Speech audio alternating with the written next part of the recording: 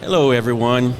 We are live at PRI today, and we braved the weather to get here, all of us. And we have a guest with us today that's going to share some cool stories about BILSTEIN and about his career and his life. Our guest is Ryan Beat. Hello. Thanks for having me on. Excited to be here. Being here. And we got Aaron Morey, our motorsports director, here with us today as well. Hello. So we're going to put Ryan through the ringer and make him tell you all his cool stories, and hopefully we'll all have a good time. Since it's snowing outside, it's a lot warmer in here anyway. So where do we want to start? I'd like to go first. Okay. Man, tell us who you are. Like, where'd you come from? My name is Ryan Beat. I'm originally from San Diego, California. I grew up racing dirt bikes and raced professional motocross till the age of about 20. And, ran through the ranks of motocross, supercross, outdoor nationals, amateur motocross. And at the age of 20, I was injured pretty badly and had a family friend that just so happened to be into short course off-road racing. And while I was healing up, I had a cast on my left arm. They said, "Hey, we're doing the short course off-road racing thing in UTVs, the side-by-sides." Oh, wow. And they invited me out to come race. And I just asked them, I said, "Hey, man, if I win, can I make my house payment? Like, I'm not racing right now, so I need to make some money." And he laughed and said, "Yeah, you can win some money if you win, right?" So I don't think anybody at the time thought that we were going to go out and actually do very well. And we went out and won right away. The first day we got third, and the second day we won. And that's how my short course career got started. We started there, and we did a couple more races that season. The following year, we decided to build a pro light truck, which is similar to what's hanging above. A little bit smaller, a little bit less horsepower, based off of a Chevy Colorado, Toyota Tacoma sized vehicle. And so we built a truck that year and just started racing short course off-road. Kind of never looked back after that first time of being in a off-road vehicle or off-road truck, side-by-side, if you will. Never looked back. Just started focusing on off-road and had a ton of fun with it and could win some money at it and just had a lot of fun doing it. What year was that? That was 2010 that we had started. 2009 we had started the side-by-side, and in 2010 we did our first full season of side-by-side, and then 11 we built our first pro light. Okay. So, like, I've seen your operation today. You got the big semi, couple semis. Like, is that how you started? Did you jump right into it? No, definitely. When we started, it was a much humbler beginning for sure. It started with when we did the side-by-side thing. It was a family friend, and we kind of had maxed out what we could do there, and the next step was to go to pro light. And so my dad had worked for Porsche in Stuttgart, Germany for a long time, in his earlier years. And he said, "Well, hell, let's build a truck, let's figure this out." So we went down and in our two-car garage at his house, bought some tubing and a chop saw and a welder and, some hand grinders. And we had a rule book that we could go based off of a spec chassis. So it was somewhat simple to build, nothing too intricate, but you still had to do it, right? So we built our first truck with our own hands in a two-car garage, and went to the first race with a F-150 and a flatbed trailer, with one truck, no spares, one set of tires and wheels. That's backyard racing. And a dream. So that's how I got started. And 16 years later, later, we have, like you said, 2 semis, 10,000 square foot shop. Driver championships, I have 4. Owner championships, 2, so a total of 6 championships. So right. So we're pretty excited. When did the BILSTEIN connection with your program BILSTEIN started with me in 2017. Was our first year working together. At that point, it was just a development stage when BILSTEIN was starting to get into the sport of short course off-road and starting to develop their product and running the product honestly before we even marketed it, through the trials and tribulations and making sure durability of it was up to par. And we did a whole season of development, and then in 2018 BILSTEIN became my primary partner, and we felt that we had a winning package, of all the development we put in, the shocks and testing the season before. We started 2018 as BILSTEIN as our primary partner, and we went out and won that championship, and then 2019 back to back. Wow, that's 8 years now. Yeah, 8 years now. Wow, 8 that's years. good. with I didn't BILSTEIN. realize it was 8 years. Yeah. That's pretty cool. Yeah, so it's been a great ride. Obviously, being a part of the BILSTEIN family and developing products and being a part of the research and development side, and you know, making sure if it's durable enough for what's hanging above us. It definitely does its purposes, you know, for your on-road truck. So back then you were in California, Southern California. Back then I was in California. When did you move to Mooresville, North Carolina? What made you move to Mooresville, North Carolina? So we decided to make the move out of California. Obviously, California is kind of a wild west place these days. But at the time in 2020, I got picked up by Chevrolet as a driver development program / kind of running and managing the off-road program for Chevrolet. And they had mentioned that it would be a good place for me to be, you know, tons of connections, tons of relationships available there. Their research and development facility is there. So to work closer with the engineers and be closer part of Chevy and kind of be more part of the family, they suggested I move there. Well, it just so happened my primary partner has a location there too, right? Your guys' location is more based around circle track and late model racing, you know, so to move there, it made a lot of sense for me as my primary partner was there. We had Chevrolet there. At the time, I was on General Tire. General Tire has a location in South Carolina. A lot of our partners were there, and we wanted a better place to raise our family, so we decided to make the move to North Carolina and set up shop there, and have loved it ever since. You know, doesn't quite have the Mexican food, but we enjoy it. No, it doesn't. Yeah, and it's a little colder. Yeah, a little bit days. colder. That curveball came quick at us, but we figured it out and have grown to love it and enjoy it, and you know, we get to be close with you guys, right? I get to be a part of the BILSTEIN late model program, and as I get more involved with BILSTEIN, you know, aside from just racing my off-road truck for them, I get to learn about the late model program and some of your pavement and asphalt stuff, and you know, a lot of this stuff that, you know, there's a lot of technology that cross translates, I guess, between the different forms of motorsports, and to be in the hub of racing. If you want to be successful in racing, I almost feel like you really have to be in that Mooresville, you know, North Carolina area. You know, there's so many brands there and so much development and engineering that goes on there. A lot of the information technology gets spread throughout that area, and I think that's where BILSTEIN has kind of, you know, had such a leg up advantage on the competition of technology, is being in that area and to being able to develop through so many different forms of motorsports, whether it be late model or for circle track pavement racing or the off-road stuff. It's been really cool to be there and to learn multiple facets of racing, you know, with where BILSTEIN's at. Yeah, no, I completely agree. When you get to Mooresville, I mean, the how quickly the technology changes is just incredible.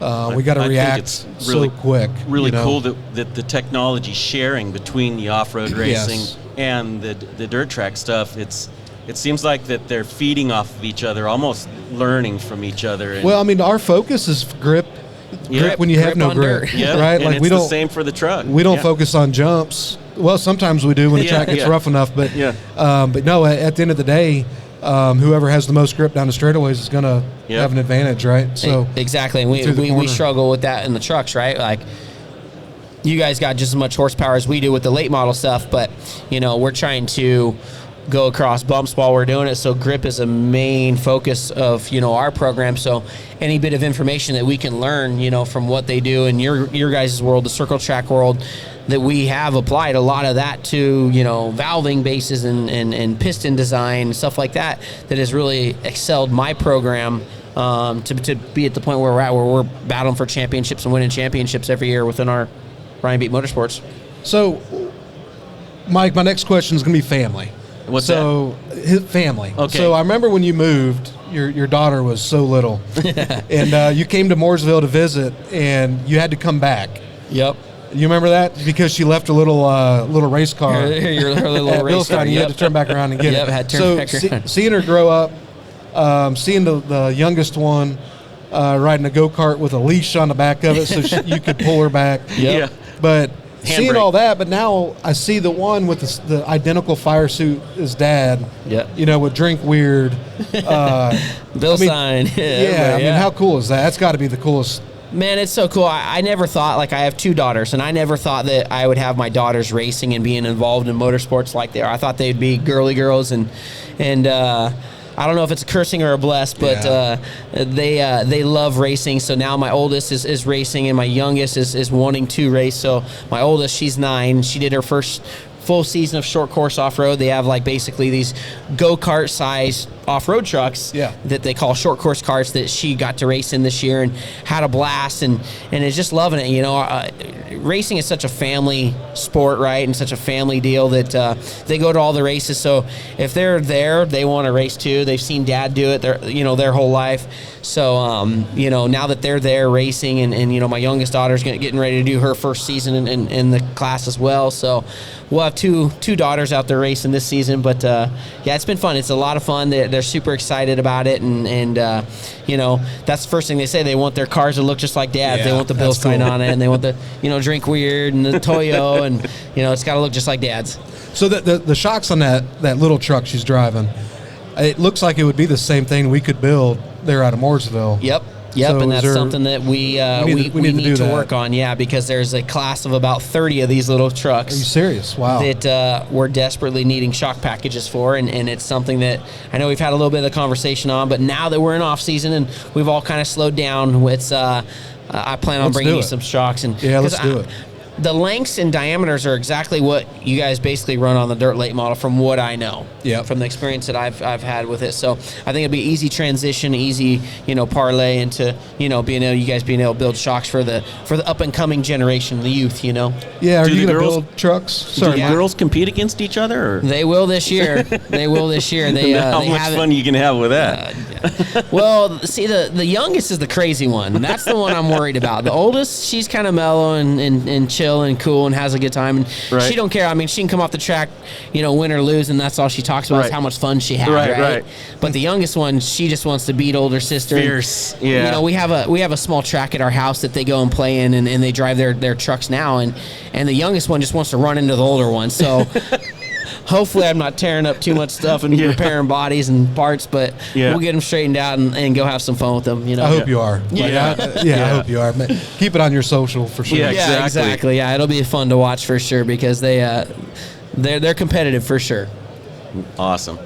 Well, man, is there anything for 2026 that you can talk about? I know is everything still kind of in talks, but it sounds like you got some really cool stuff maybe happening. Yeah, so there's some really cool stuff happening. We're going to have more guest drivers and more celebrity appearances within our team and our trucks this season. So, can't really share too much of it. It's been agreed upon, but hasn't. The ink hasn't dried yet, I guess you could say. So we're going to kind of keep some of those deals under our hat, but we'll definitely have some more guest appearances and some more celebrity drivers within our camp. At more races this year than we did last year. Last year we had 2. We had Deegan at Crandon, and we had Ken Roxon at Glen Helen. We're going to expand upon that. Looks like it's probably going to be 5 to 6 weekends where we'll have different drivers within our camp out there having fun and introducing them to short course off-road. That's kind of the main goal, is to, get short course off-road more known, right? And to introduce it to new fan bases and new fans, just like we're doing here. At PRI, it's not typically an off-road show, so it's cool to have a truck here on display and be showcasing and be representing off-road and short course off-road in our sport. So, the goal is to keep growing Champ Off-Road, right? They made an expansion this year into the West Coast market, in which Glen Helen was a killer event. It popped off, and there was a ton of fans, ton of fan base there. New fans, a lot of people came in to see Ken Roxon come race an off-road truck. So I know we captured a pretty large new fan base, Absolutely. with having him there. So I guess the pits were crazy. Yeah, our pit was crazy. I think that, with Ken being there, it was, 10 people deep, all weekend long along the whole front of our banner rail, which our semi's, 80 feet long, and the awning runs the whole stretch of it. So, and you said he was hooked too. Yeah, he was hooked. He's stoked. I can say he will be one of the ones that'll come back and race next year. Good. Wyatt Miller, is he coming back? Wyatt Miller will be back again. Wyatt Miller will race another year of Pro Spec, and while he is racing Pro Spec, we're going to start developing him in the Pro 2 and getting him seat time in the Pro 2. So he'll be testing and getting ready to go to Pro 2 in 27. We'll keep jamming away and keep working at it, right? The goal is to keep building it and growing it. Wyatt Miller, obviously having Wyatt there, it brings in a whole another demographic of fan base. It brings in Junior Nation, right? And brings in the junior motorsports side of things.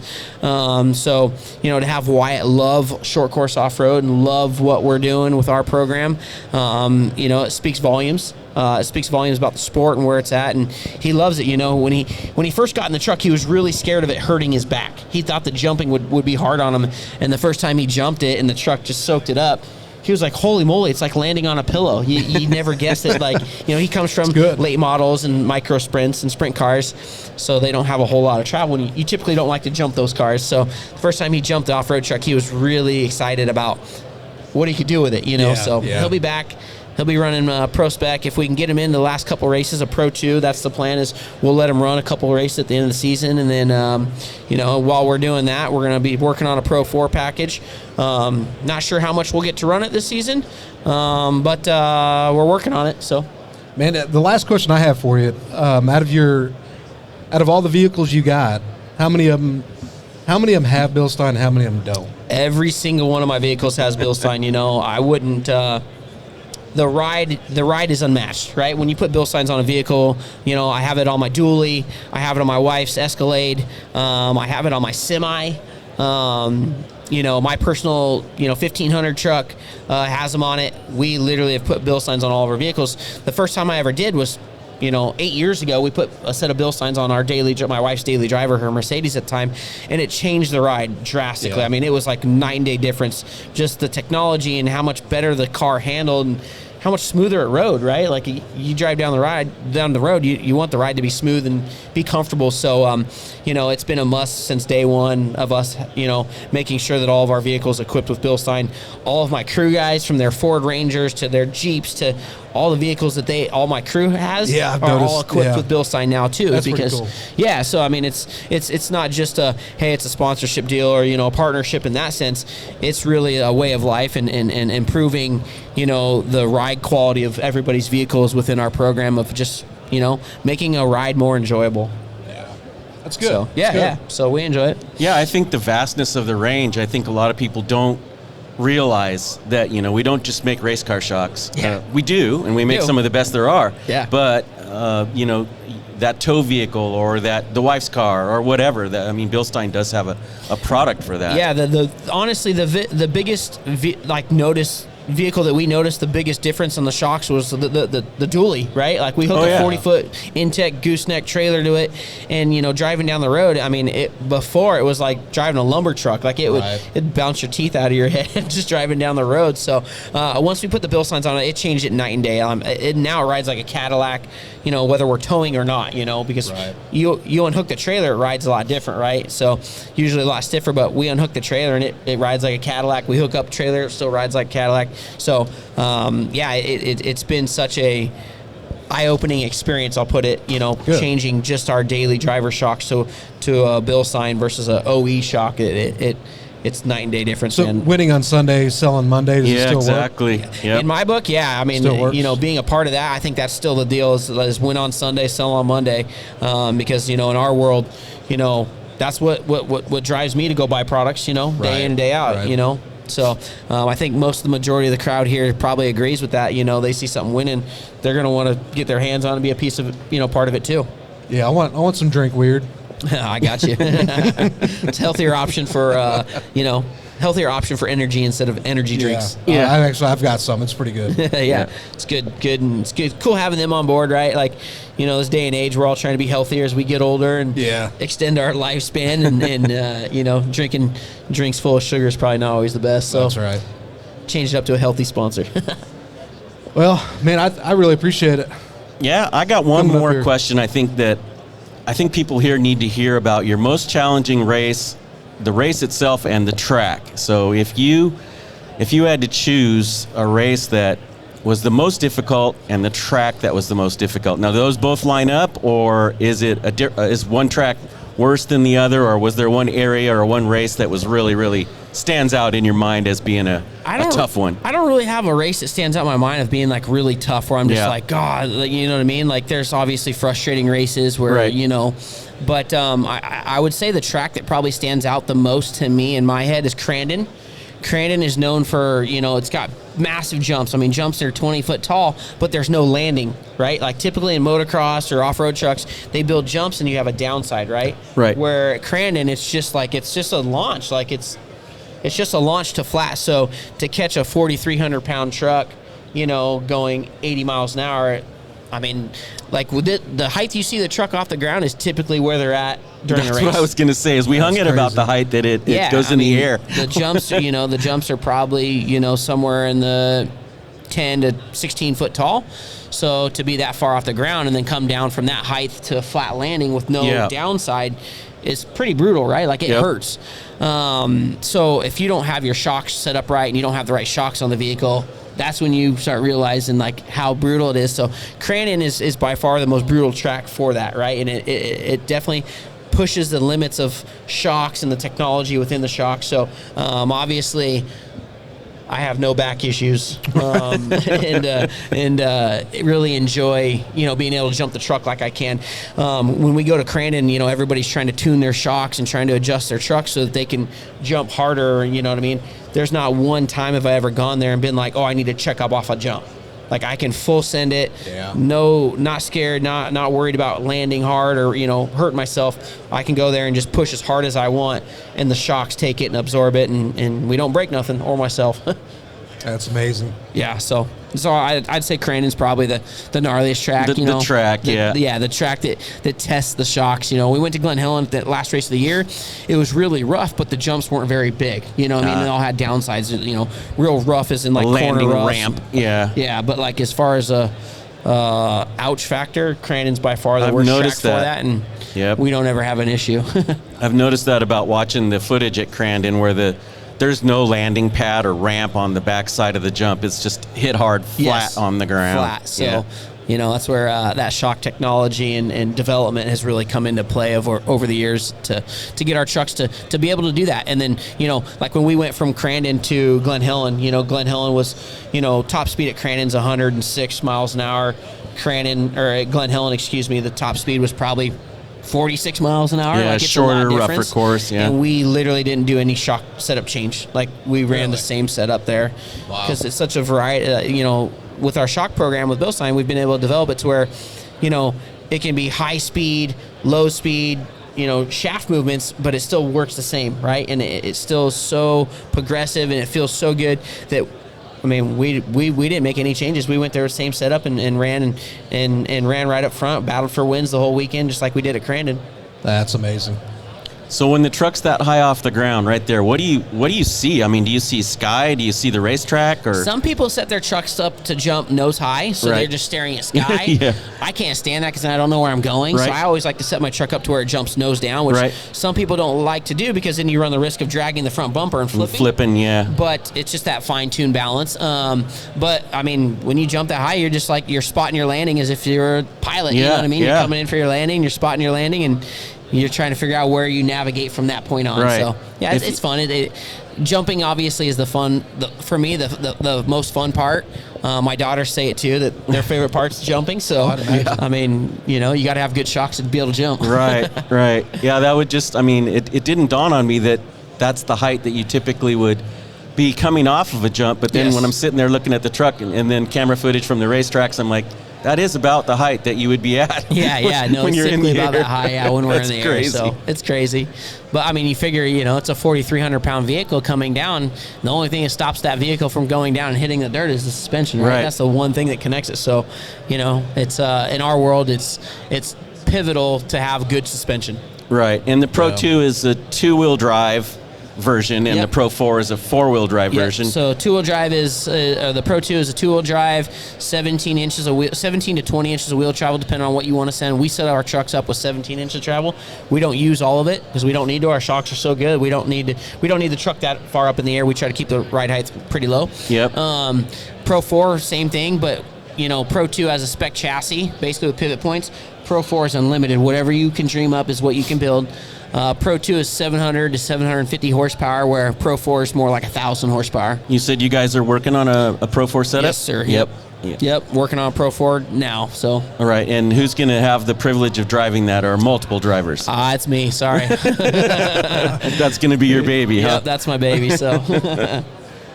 Yep, so we're pretty excited about it and look forward to getting testing here pretty soon. We should have the truck done right about February-ish, so we'll be ready to test about then.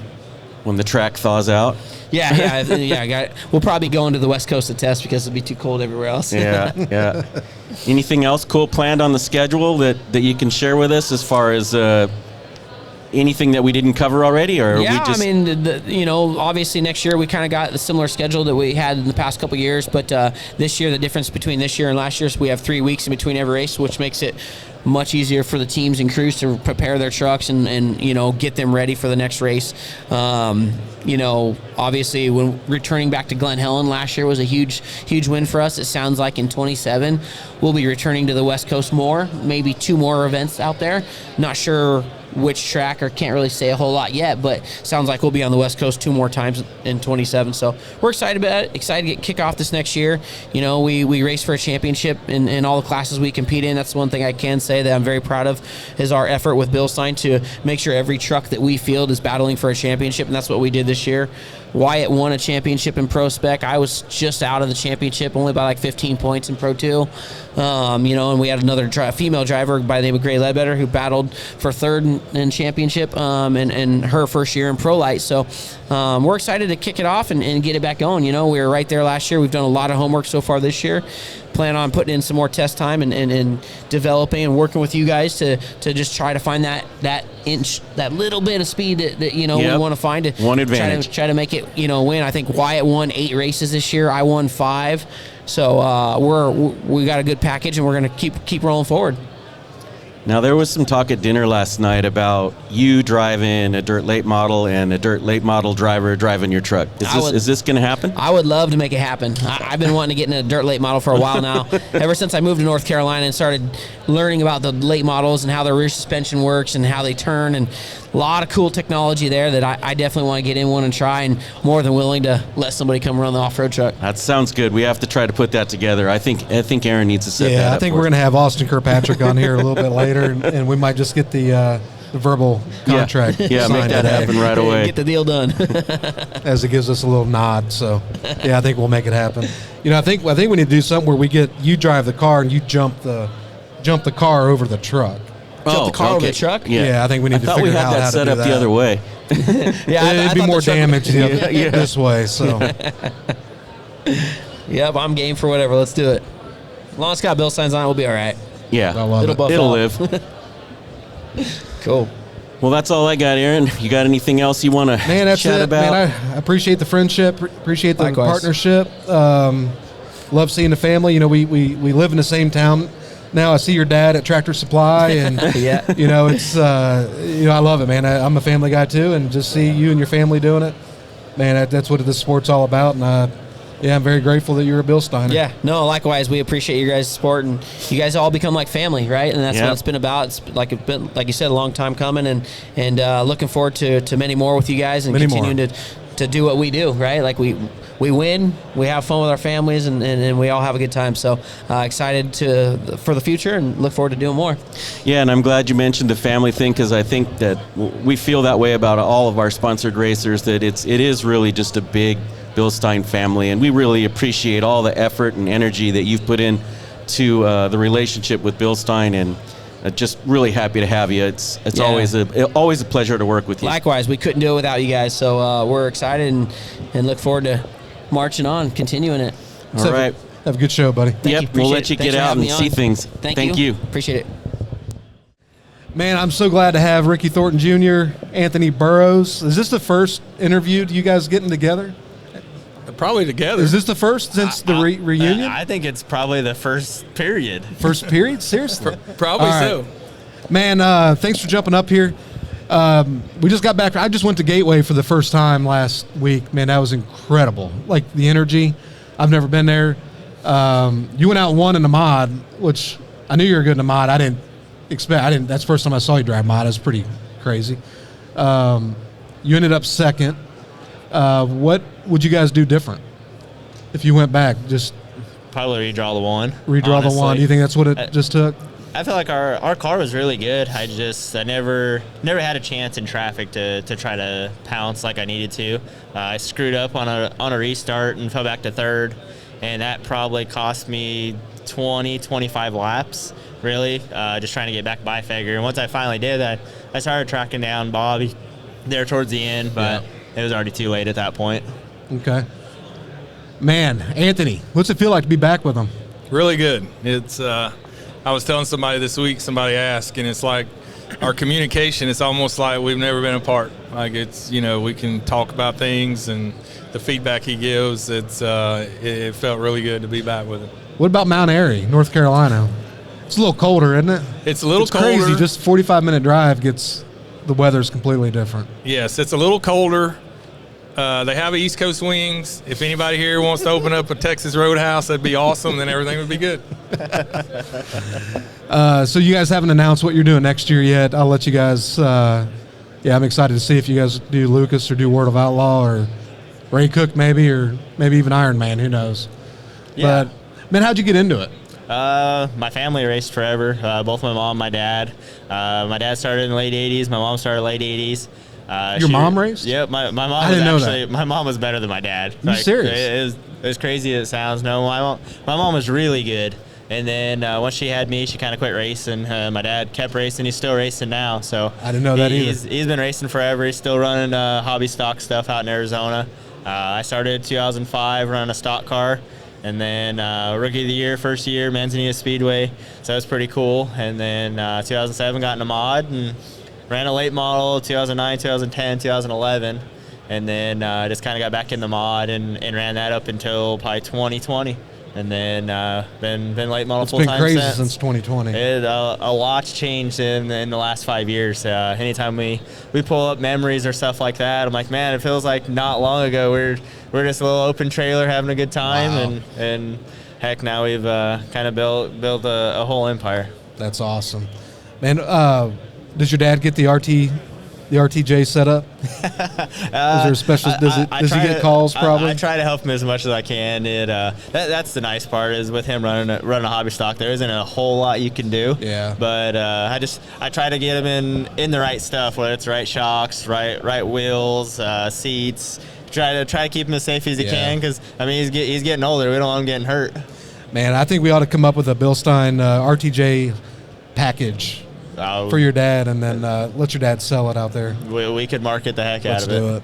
Anthony, how about you, man? How'd you start? Someone told me at Gateway you used to race and used to call. It was Lance Wright was telling me that.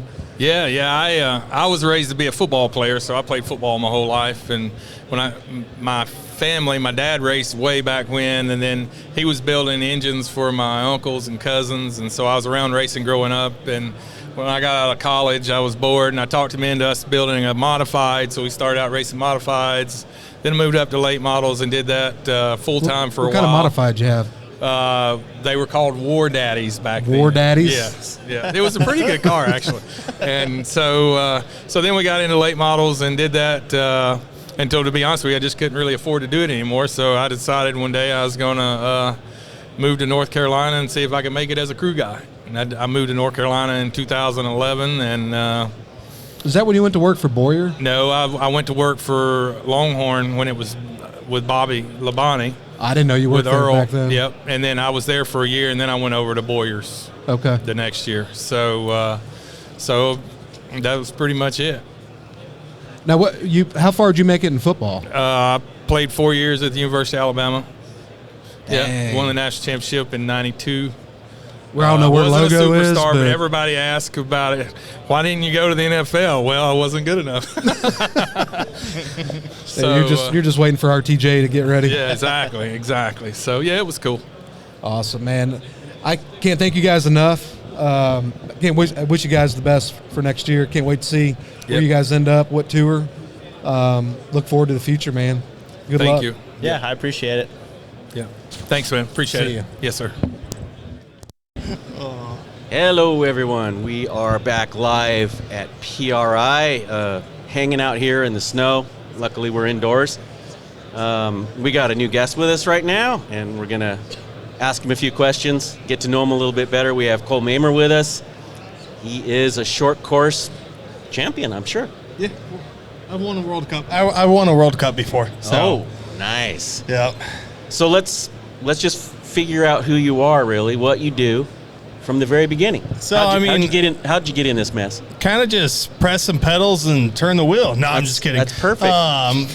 Got it from my dad. My dad grew up desert racing and quads, and we were both kind of racing at the same time, and couldn't afford for both of us to race. So Mama said one of us has got to stop, and I wasn't planning on stopping. So Dad stopped. The dad stopped. Yeah. Thanks, Dad. Yeah. But then we got into circle track or motocross. Got hurt pretty bad and got into some circle track stuff, and our buddies were racing short course trophy carts at the time, and I bet my dad if I won the national race would get a trophy cart, and well, we won. And it's been uphill ever since. Yeah, uphill or downhill? A little bit of both. But short courses pretty much consume my life now. It's my business. I build trucks, race trucks, and kind of get to just chase the dream. Oh, man, that's awesome. You're kind of from my area. You're in Holtville. Yep. And I'm in Julian, so not too far from you there on the map. Yeah, but you have nicer weather. Yeah, we don't.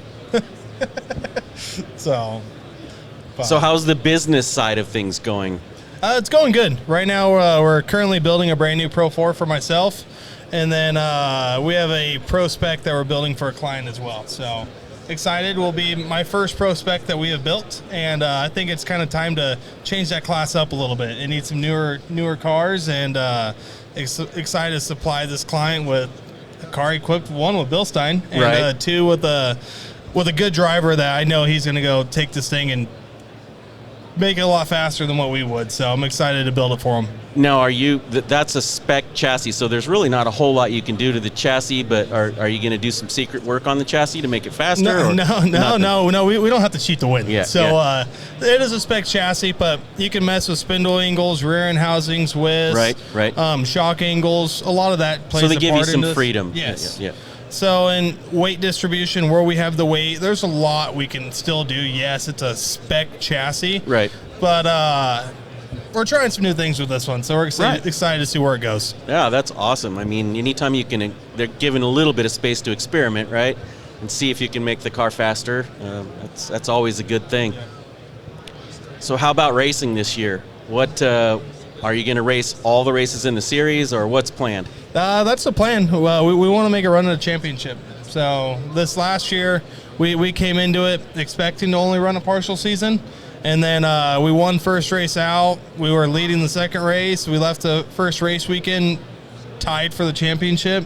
And I was like, well, can't let this one go away this easy. So we found some budget from some local communities in Crandon, Argonne Lumber, and Hometown. And those people kind of helped step up. And we made a partway run at it. We were in second in the championship all the way up until we lost our motor. Oh. So we lost our motor, and we had to skip a race weekend, and heck, we missed one race, and we were still third in points. Is how far me and CJ were kind of up there and out front and running, and I felt like it was a good year, but I knew it was going to be hard on parts. So we took it with a grain of salt, and all we're doing is preparing ourselves better for this year. So this year we got a complete different motor platform, 2 motors, and we'll see what we can do with these. So you got a spare in the trailer. You can plop that in there. We'll have a spare this year. But it's going to be good. I'm excited. The series is growing. We're going out west to. We're looking forward to that. That is. I think it was our second biggest race of the year, notes-wise. So. First race back in California in 5 years, hands down the second biggest race of the season besides Crandon. Granted, Crandon, it's going to be pretty hard to beat that one, right? Yeah, that track and the fans. Yep. Yeah. And California, man, they welcomed us back with open arms. And I don't know, rumor on the block is 2027. There's another West Coast event too. So excited to be back racing on my home turf. That would be awesome. We love you guys out there. It's kind of sad when the series started, there was a lot of stuff on the West Coast, and now it's kind of moved to the middle of the country. At least the series had a different name when it started, but it's good to have you guys back out there. So on your truck, you are currently Pro 2, right? Pro 4. I was Pro Light for a little bit, and then we kind of skipped Pro 2 because I had some clients racing in that class, and it's not good to mix business with competitors, so I really didn't want to compete against them. And Troy Cox at the time was running with us, and he had a Pro 4, and he let me race it, and It's 100% his fault and why we're still in this class, but there's nothing like it. When you got 950 horsepower and four-wheel drive, I'll never go back down to a Pro 2 or a Pro 4 for life. Yeah, that's going to be hard to take that away, right? All-wheel drive or four-wheel drive with almost 1,000 horsepower. Yeah. There's no going back.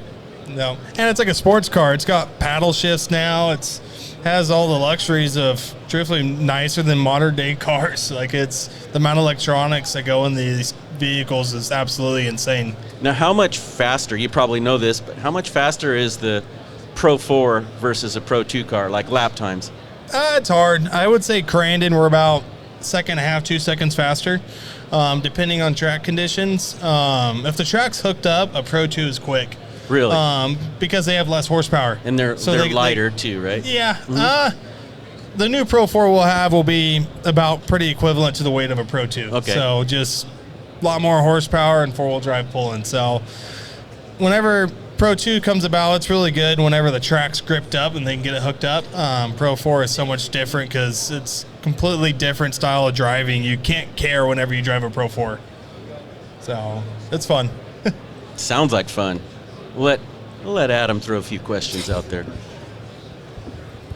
So being a West Coast guy, and we're doing Pro 4 champ, what's the biggest obstacle or difficulty you being out in California and racing in the Midwest? Well, that's a good question. So the hardest part, right, is I got to pick up my home base shop and move it to Wisconsin for 5 months. I got to pack up my guys. I got to pack up my house. I got to pack up my semi, everything. Once we leave, we're back there for 5 months. So luckily now, the first 2 years was pretty scarce in parts and tooling, but now we have a shop, thanks to Hometown and Dustin Pence, that it's fully machined with everything that we need. Heck, we just built a new Pro 4 out of there 3 weeks ago. Sitting in my shop back in California now, but that's the hardest part is, one, leaving your family, and then two, moving the machinery and the equipment to a complete other base that you're not used to. I'm sure you got to have all that from week to week racing and maintenance and all that stuff, rebuilding. So. Yep. Yeah, it's like we leave California with enough parts to rebuild the truck about 3 or 4 times. 4 sets of arms, suspension, pretty much everything in between. We have multiple parts of those in the semi for the whole season. That's all I got. I mean, they made me do this. They forced me in up here asking questions. You have a nice camera face, though. Yeah, everybody admit it. Okay, can we get some everybody admit out here that he's got a nice camera face? This guy was looking. I can see it. Any other big news you want to share with us while we're here at PRI? Is there any big announcements, or just pretty much what you've already covered, or is there anything else that you're thinking about? Or hopefully this truck's not wrapped Coleman Motorsports next year. There's a couple different companies looking into the program. Some OEMs, some other partners as well. So we're growing. Other partners that are involved with us just from the last race at Glen Helen to now, we've already gained 6-7 partners that have joined in the program. And from the 2-seat ride-along truck to the Pro 4 platform, I believe we're one of the ones doing the most in the sport from the marketing side, right, of collecting emails, data, everything that we're doing. That's allowing us to help grow. And luckily, the series sponsors, the people involved are all seeing our growth, and they're wanting to get involved. So the only thing I can do is keep pushing this deal to be bigger. I'm young. I'm 25 years old. I'm not stopping anytime soon, and we run one of the biggest short course operations there are. Nice. Now, you mentioned that you have a truck that has 2 seats. Yes. Is that truck going to be on the West Coast? That truck goes wherever I go, so it is on the West Coast right now. Can I get a ride the next time you're on the West Coast? I think we can schedule a BILSTEIN test day in the 2-seater, and we offer multiple ride-alongs. I think I'm down for it. When you're at Glen Helen, I want to drive it. You have a camera face, dude. I don't know if it's much of a driver face, but you have a camera face. Just let me drive it, and you sit in the passenger and tell me. As long as Garrett rides with you. Yeah. That's fine. Are you willing to let him drive? I mean, yeah. I've got a driver's license. Yeah. I don't have one anymore. I never said it was going to go full throttle. Yeah. Oh, you're going to put a limiter on it? Put a restrictor on for me? We'll see how this conversation goes in a little bit. Yeah. Maybe it might have to put a restrictor. No, we're gas on. You just said hit the gas and turn left and right. Yeah. So. Well, that's in a 4-wheel drive. Okay, well. Now is the ride along truck 2-wheel drive or 4-wheel drive? Two-wheel drive. But so still, it is a exact race truck Pro 2. It has a race motor, race transmission, underdrive. Truthfully, Keegan Kincaid was going to race it because he totaled his truck at Bark River, and he was going to race it the next day because he didn't have a truck. right. It's completely race legal. I refuse to detune it. Nice. Because we want to do real life ride-alongs. Yes. Right? Perfect. Nobody wants I'm to go liking this. ride on a slower truck. Yeah. It's fun. Yeah. No, we're gonna go bottom this thing out, Yeah. and you're gonna go see what we can do. exactly. That's what we offer. If I'm not scared, it ain't I'm ready fun. to bottom this thing out. Yeah, yeah. As long as it's got seat belts. We're Yeah. good. Roll Yeah. cage. It's iffy. No, I'm just Okay, kidding. all right. Yeah, no, it's good. No, we It's, definitely need to set something up for that. I think there's a lot of people within our company that would love to sit in the passenger seat. And I'd even sit in the passenger seat if he was driving. So See, there's one guy. He used to only turn left. I know I might end up in the wall.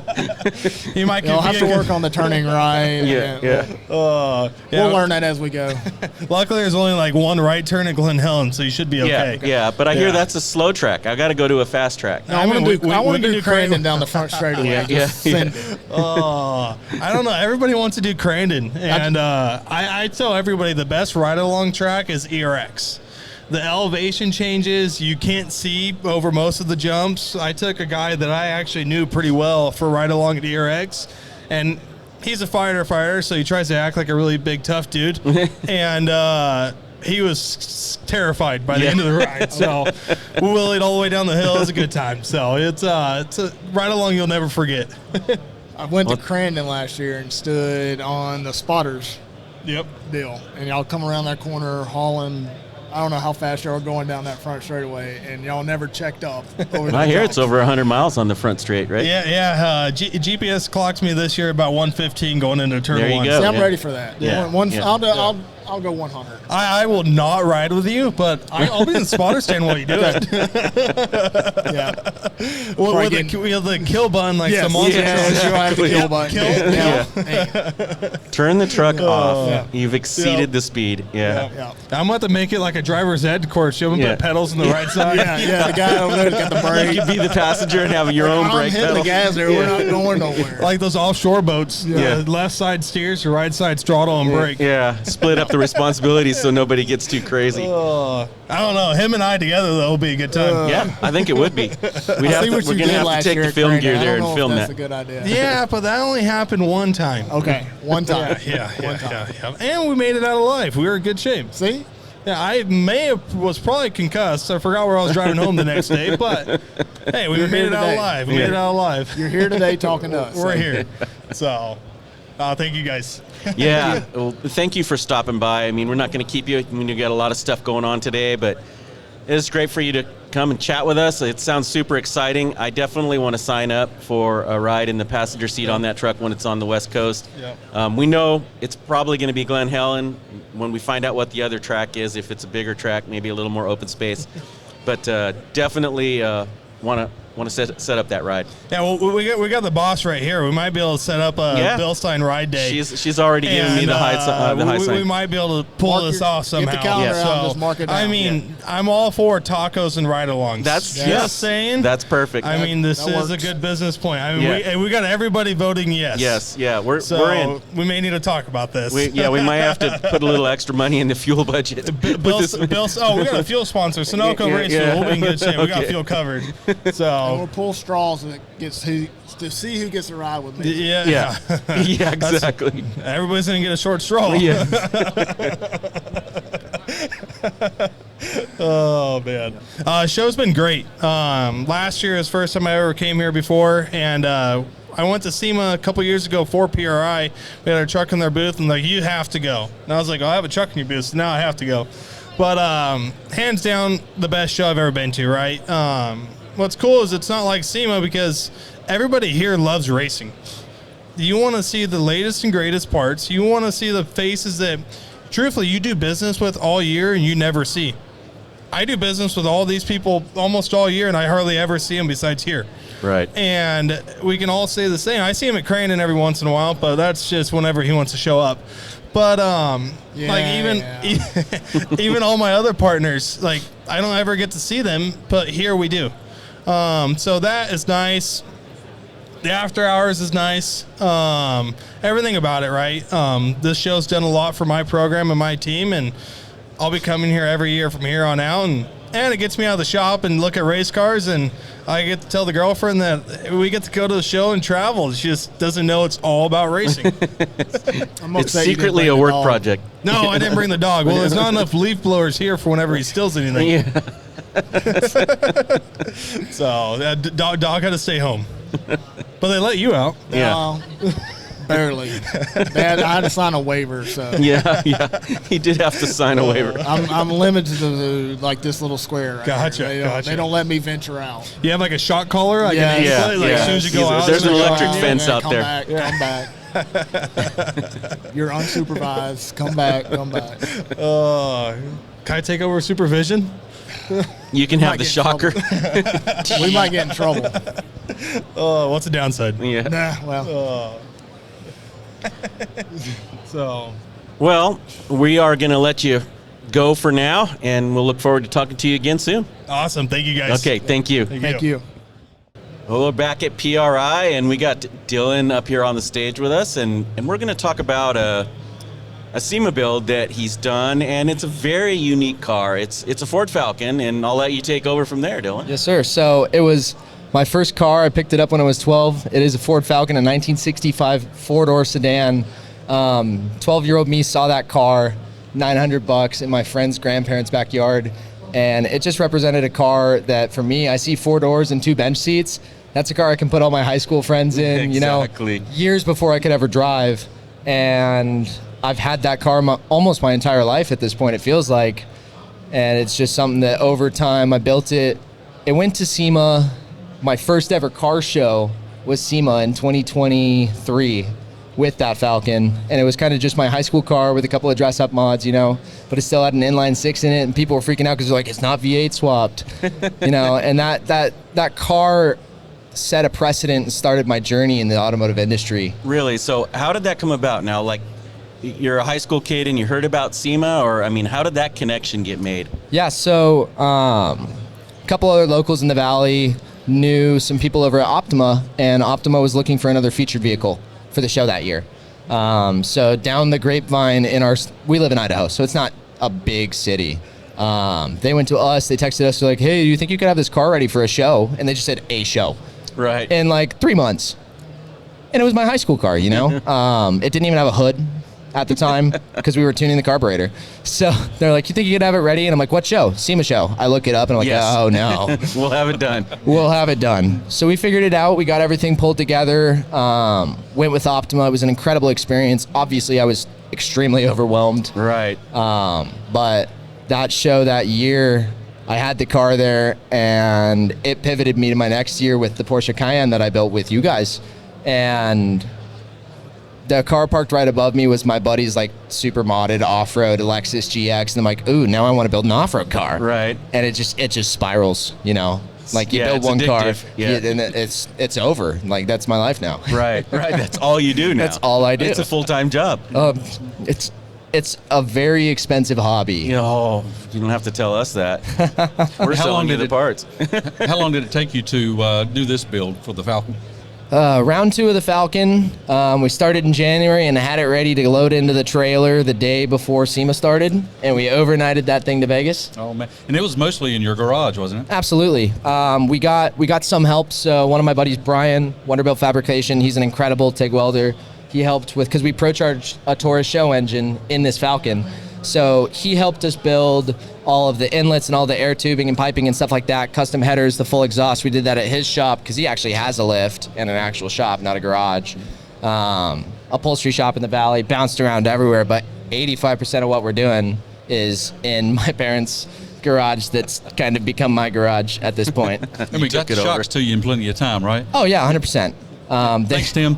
Yeah. Thank you, Tim. Yeah, tell the story about job, how Tim. the shocks got on the car. So you're actually using some of the shocks that we have displayed here. So tell that story. That was kind of unique. How many people basically tell us about the suspension, right? And then how the shocks fit into it. So the Falcon's built on a Heights independent front Right. and a 4-link rear. Heights didn't natively work with the BILSTEIN shock. You guys didn't have something that natively fit. But we looked and worked with your motorsports department and then also with Hyperco for the springs. Right. And a lot of engineering that's way over my head and 100% within the bounds of what you guys do every single day. And it was just back and forth. Started and pitched the project to Chris over at you guys' at Overland. Sponsorship coordinator. Overland Yep. Expo, not Yep. even at a show like this. Yep. And I'm talking to him, I'm like, I'm building this Falcon and I really want to put BILSTEINs underneath it. How do we make that happen? He's like, we'll figure it out. Yeah, exactly. And then he sends We're an good email. at And then he hands me off to you guys. Yeah. You know? And I learned a lot in a quick amount of time about things that I didn't even know I had to know about suspension. And we figured out how to adapt those to get them underneath with the 4-link and with the independent on the front. Hyperco sent out a set of springs, so we got spring rates, everything dialed out, and got them underneath the car pretty early on in the build. Like we had the height stuff installed, and within like a week or 2 weeks after, we had springs on the car, and I was able to set it down on the ground for the first time in like 6 Check out months. the ride height, yeah. Right? And oh my gosh, did the ride height change. Yeah. It Went from grandpa's car to a real car. it went from economy car to race car real quick. Well, and Heights chassis, we got to give them some credit too. That's a really nice chassis. Absolutely. The product that they make and the ability to just take that independent, drop it into this car, and I'm not an experienced welder, but I figured it out. Yeah. Putting all that together, it's a beautifully well done. It's just melting metal. Yeah. Yeah. And we've got a Curry 9-inch on the rear, and it all just meshed up so perfectly together to where the completed product at the end, it looks phenomenal, and it's going to drive phenomenal when there's not snow on the ground. So Keith, what model of shocks did they use It's on that build? AS2s. Non-adjustable? Actually, we had double adjustables. Yep. Double adjustable AS2s. Yeah. How does the Yeah. car drive? Well, we're working on that. Yeah. Like I said, it's winter in Idaho. Right. So I'm anticipating from standing in the rear of the car and jumping up and down on the springs to see what it feels like. It's going to drive a hell of a lot better. Right. Old motorheads and like Ford Falcon enthusiasts and stuff like that are familiar with something called the Shelby drop, which is where you take the front suspension geometry, drop it forward and over an inch on like your existing shock towers. And that was like how you take a Falcon and make it not handle like crap. Right. that- Reinforce it, slide it. That Yep. was on a set of just like replacement Scott Drake Mustang shock towers, The switch from that to this suspension setup is going to be night and day. Like even just moving it through the show, loading it into SEMA, the steering, and there's zero body roll Right. compared to beforehand. I mean, I was just on a leaf spring setup with stock springs for a 6-cylinder, so the whole thing would just float. Right. And now it's going to handle on a track like you'd expect a car with all that suspension Absolutely. to handle. Yeah. And it's a 4-door, so it's going to be like a super sedan. It's going to be a blast. Yeah, it's almost like, back in the day we used to call them a G machine, or a vehicle that's been an older vehicle that's been platformed to run, at speed, modern speed. So It's almost like I was inspired by like the luxury Grand Tour cars of the Yeah, 2000s, like your absolutely. S-Class, your S55, your 7 Series, stuff Right. like that, where it's a 4-door luxury, 4 bucket seats. Right. Porsche Panamera, same thing, Yeah. It's that longer, not just a 2-door muscle car. It's like Right. a muscle mom car. exactly. Muscle now this is- grocery getter. This isn't going to be a trailer queen either. You've got some plans for it. Lord, no. So the Falcon's built to run an Optimal Ultimate Street Car Challenge next year. I'm going to start going to some of the qualifying events and stuff like that. Idaho, we don't have a super vibrant track scene yet. There's a track out in Emmett that I'm going to go do all of the initial shakedowns and stuff on the car over there. So we'll get to experience some track time there. I just bought my first race trailer this year.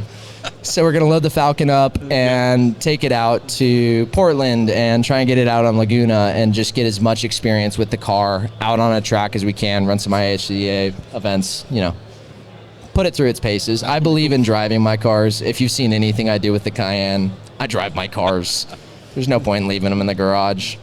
And I think there's a very interesting story behind the motor. Now, I worked at Ford when this motor came out, but explain a little bit about the motor, where it came from, and what it's capable of. I think folks will really love that. So it's a 1991 Taurus SHO motor, which was developed before SRT and Ford was a thing. Right.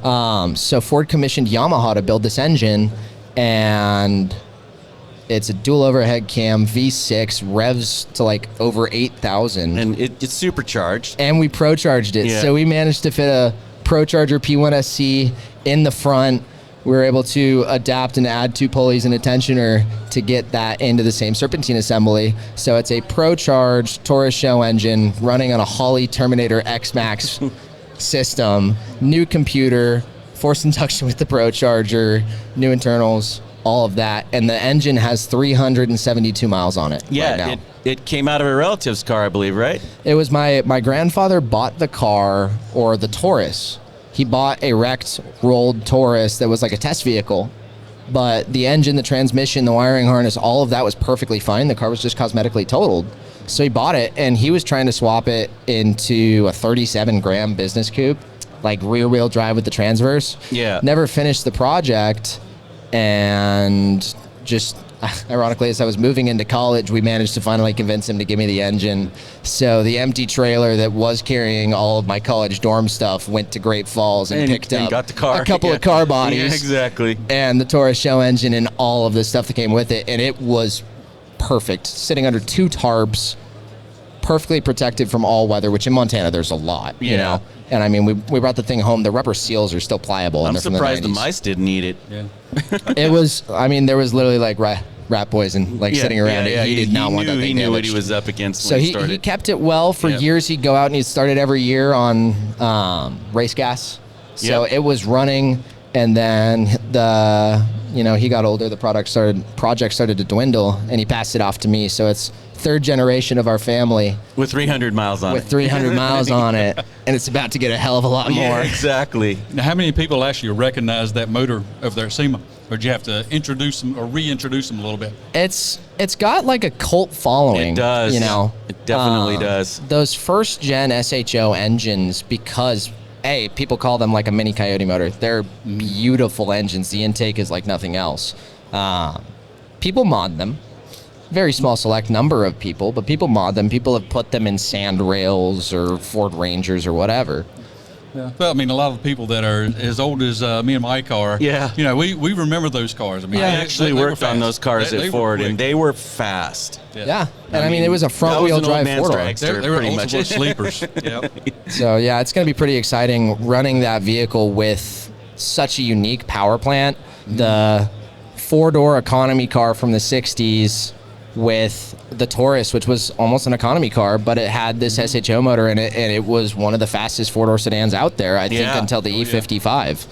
So the combo is going to be perfect. It felt right. It's all Ford. A little bit of metric in there, but it's all Ford. So where can we go see the car race first?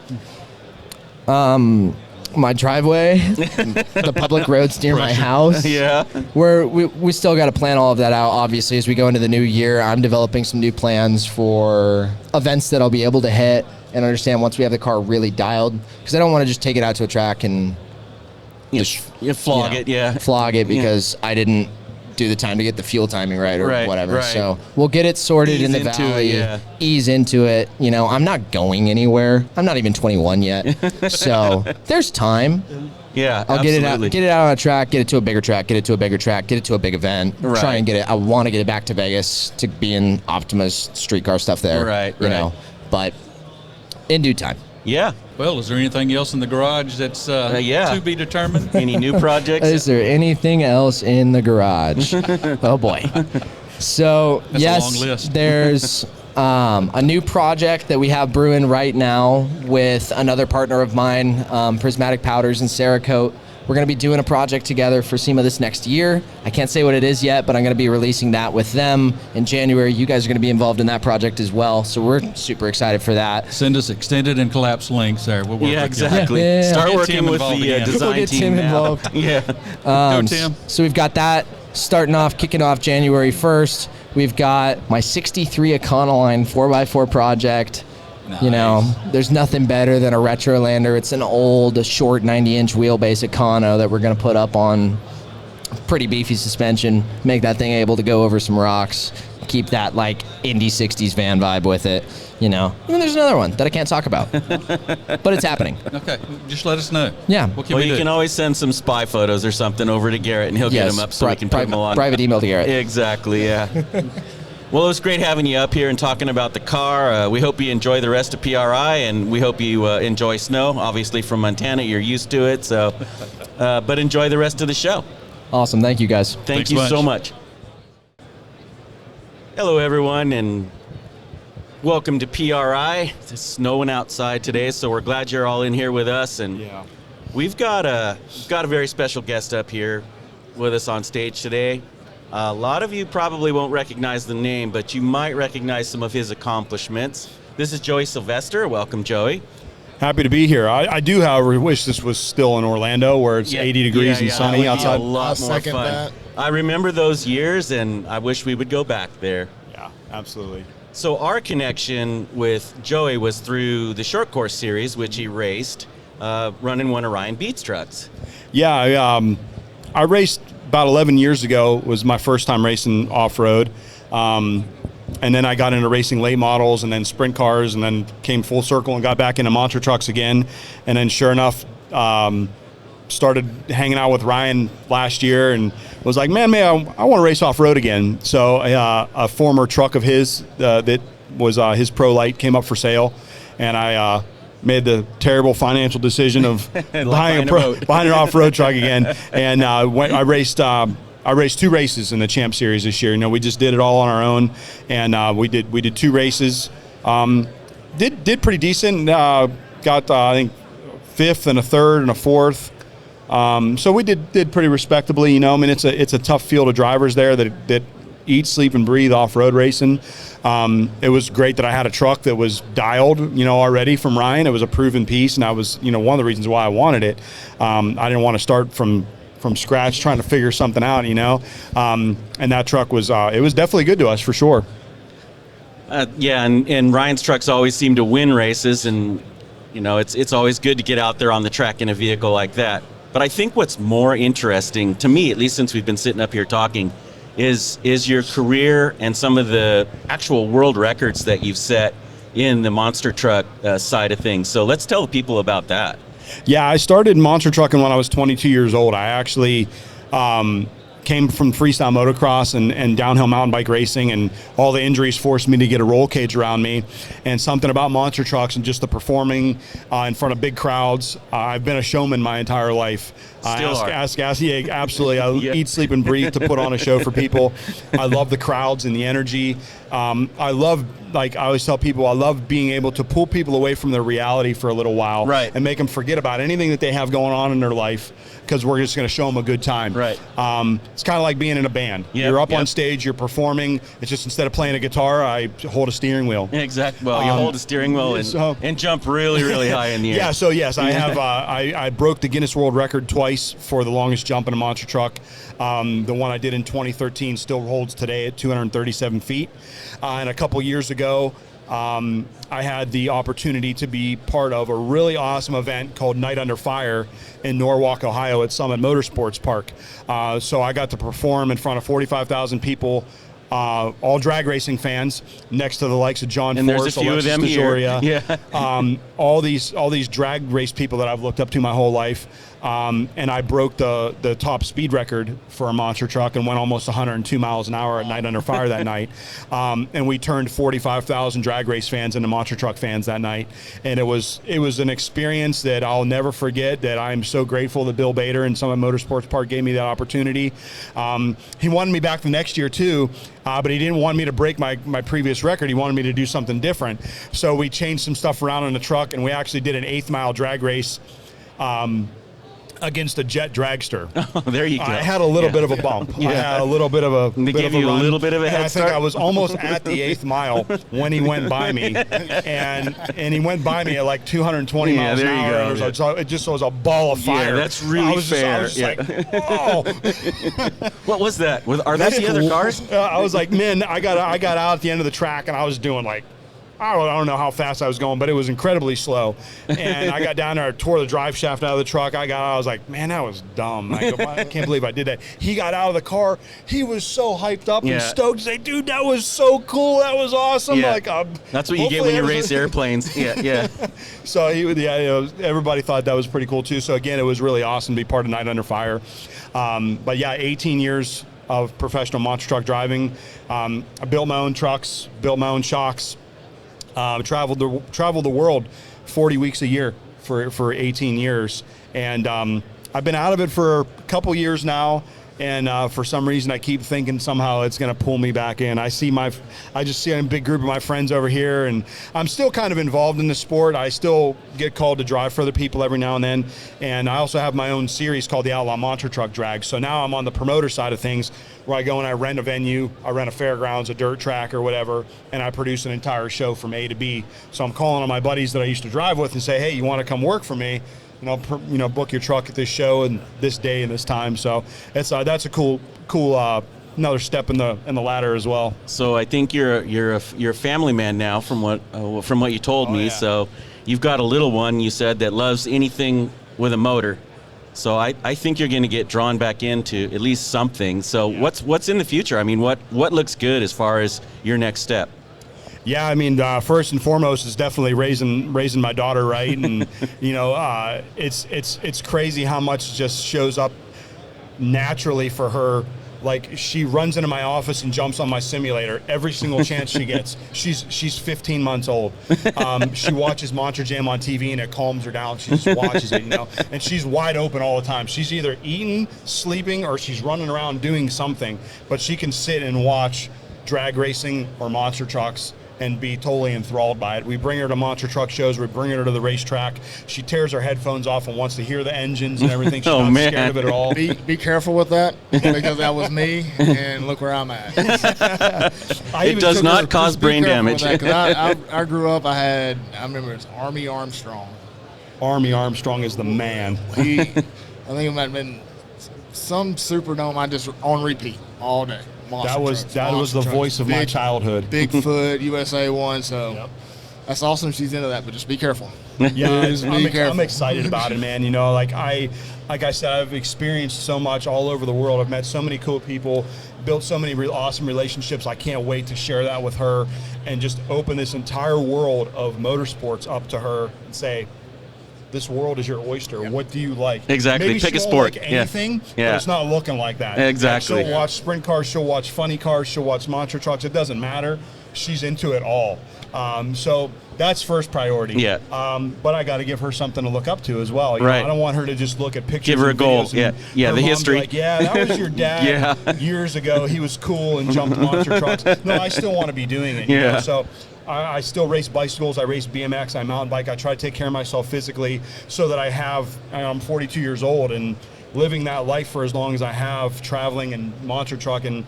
It takes its toll on your body for sure. So now I'm just trying to kind of preserve what I have left. Maintain. And see what makes the most sense for me from an opportunity standpoint for myself and my marketing partners for the future of what I'm going to get behind the wheel and drive.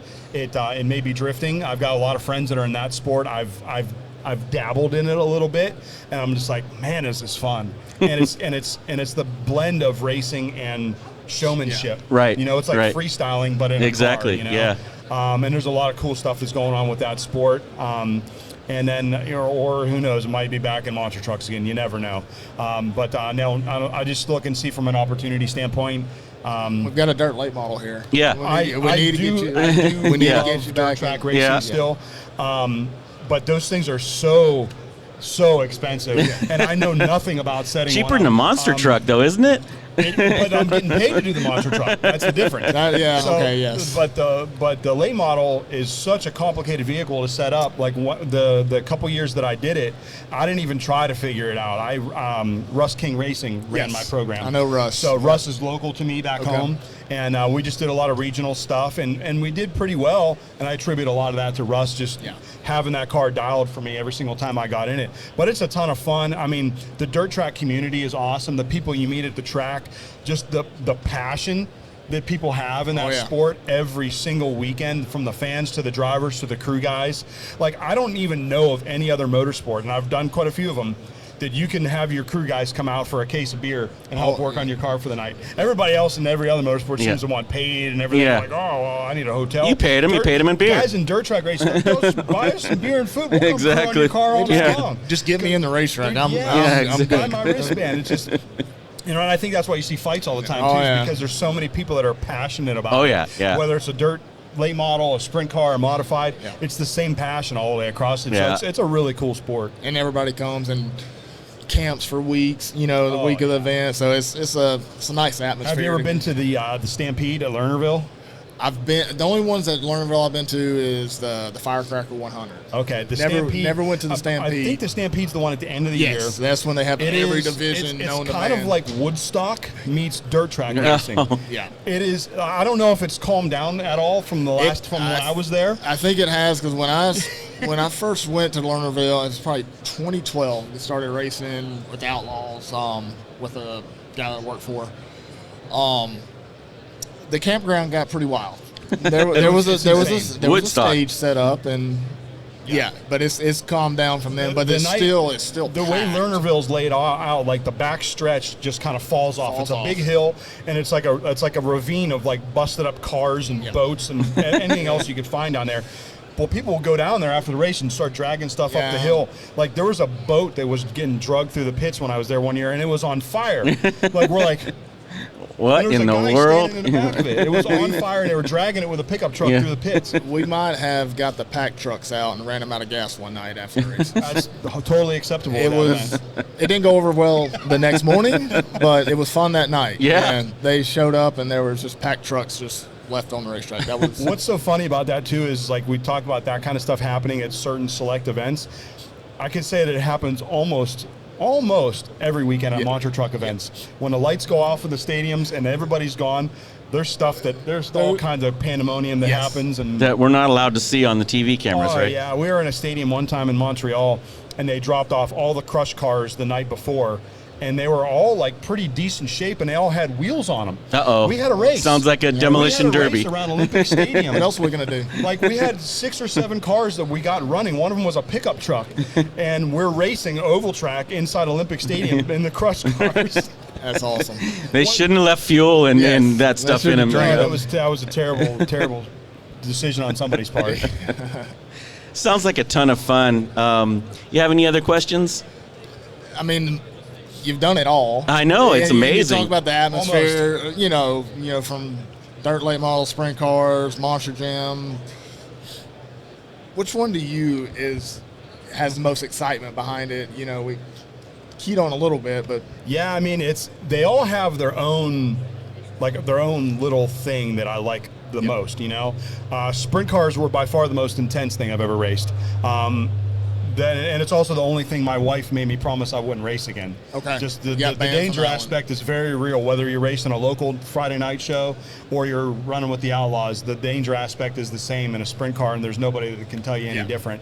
So that was extremely fun and extremely intense.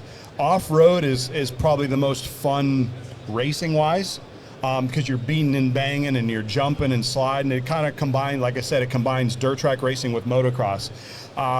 From an overall standpoint, it might be monster trucks, though. It's just you travel and you're putting on a show, and you're not quite so stressed out all the time of, if you're gonna get up on the box and get enough money to put fuel back in your tank, but it's just cool, it's exciting because there's so many fans and they're very large crowds. So that's what makes it fun. Like, I always tell people, I only race something if there's a crowd. Gotcha. I don't have any interest in racing something where there's no crowd. Right. You got to have that. You got to feed the crowd, and they got to feed you back. And you got to feel that energy. And we work with another monster truck driver, a former monster truck driver, Nicole Johnson, and she's got the same attitude, where she is like a crowd pleaser. That's her mentality. That's what she lives for, and it feels like monster truck is what gives you that energy, right? Yeah, it's the like I said, the energy off the crowd. I know Nicole very well. She's a great personal friend of mine. We've known each other for an extremely long time, and you think I'm long-winded up here. If you get both of us together, we'll talk for hours. Maybe we'll plan that. Yeah, that would be cool. Yeah. That would be cool. I think she's actually in Asheville this weekend. Oh. Maybe filming for her TV show. Okay.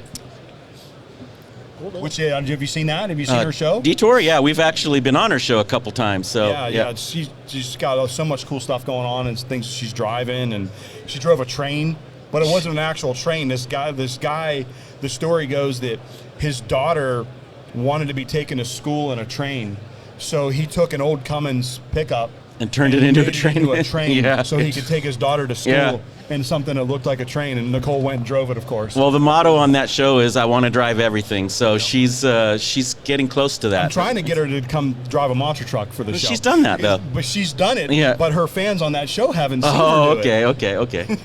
So you still have access to the monster truck? Oh yeah. A good buddy of mine that's right down the road from me still has a couple of trucks that we built. Do you have one with multiple seats? That's the one that we have, actually. Can I get a ride? Absolutely. You guys want to ride? You always want to ride. I want to drive it. Okay, you drive it, and I'll ride. I want to drive. The funny thing is, it's so funny when we did that gig out of Speed Vegas with the truck. I'm used to how the trucks work, and they're just violent. They beat the hell out of you. But I did some really mellow jumps that we built. Really dialed in the suspension nice and soft so it would land good. Then it come time to make some test hits. So I had the CEO of Speed Vegas and two of the other driving coaches that were there, who happen to also be in the trophy trucks and 6100 trucks and stuff like that. So they thought they knew what was going on. They've been in stuff that have left the ground. Yeah. I take them out for a run.